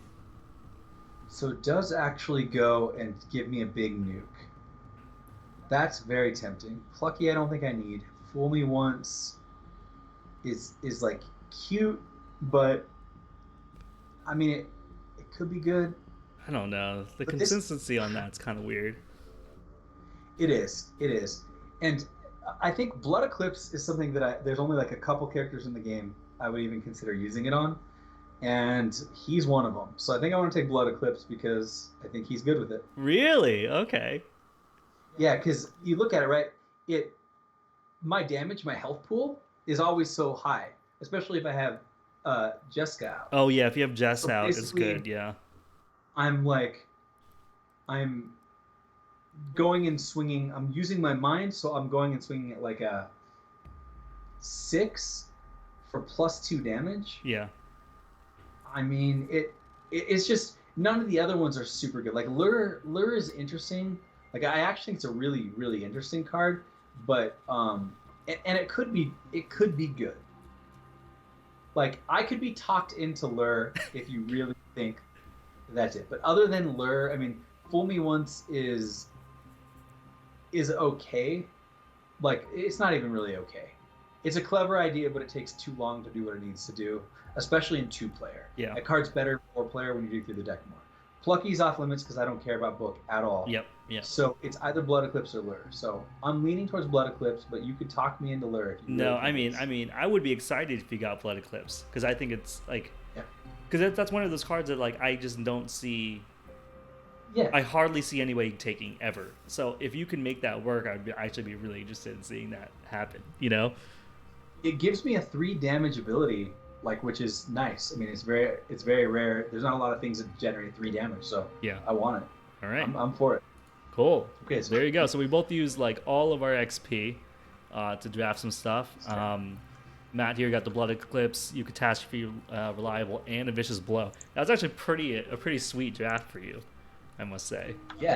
Yeah, and I think yours was pretty good too. I'm pumped about the Arcane Studies and the Abyssal Tome. I'm like 50-50 on the Ineffable Truth, but it actually could be really good for me.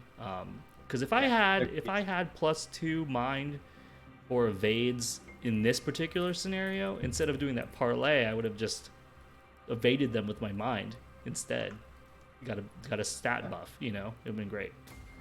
So, yeah. No, I think that there will be a point. So what? Blood Eclipse, Catastrophe, Reliable, Vicious Blow. Yes. Okay. Blood Eclipse, Catastrophe, Reliable, and Vicious Blow. Okay. Well, yeah, I'm very pleased with what we both got there, and I'll have to figure out what to pull out. I don't think that'll be too hard given the nature of these decks.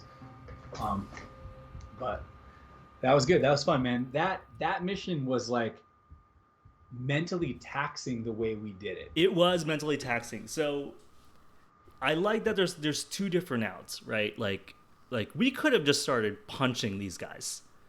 It would have advanced the other agenda, which would have given us a different resolution at the end. But we would have had to have killed them between the time the Doom ticked over, because it would have healed 4. They would have healed half their life basically every time we did it.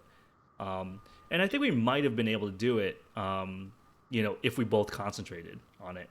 It's really like one parlay and then like 5 actions of smashing them.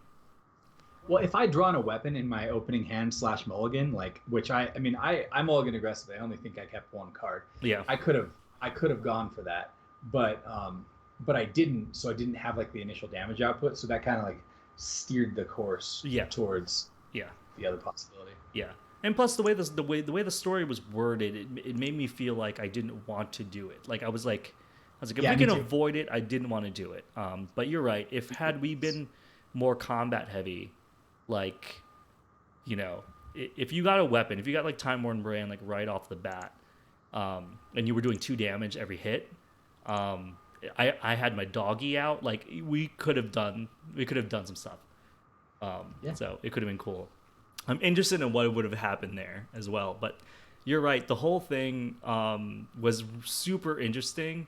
I like the idea. Like at first I didn't understand, but as soon as we read the story and we're like, okay, everything's up in the air, which is why like only one person can be on a chair at a time, and it's like circling around and it's like getting weird.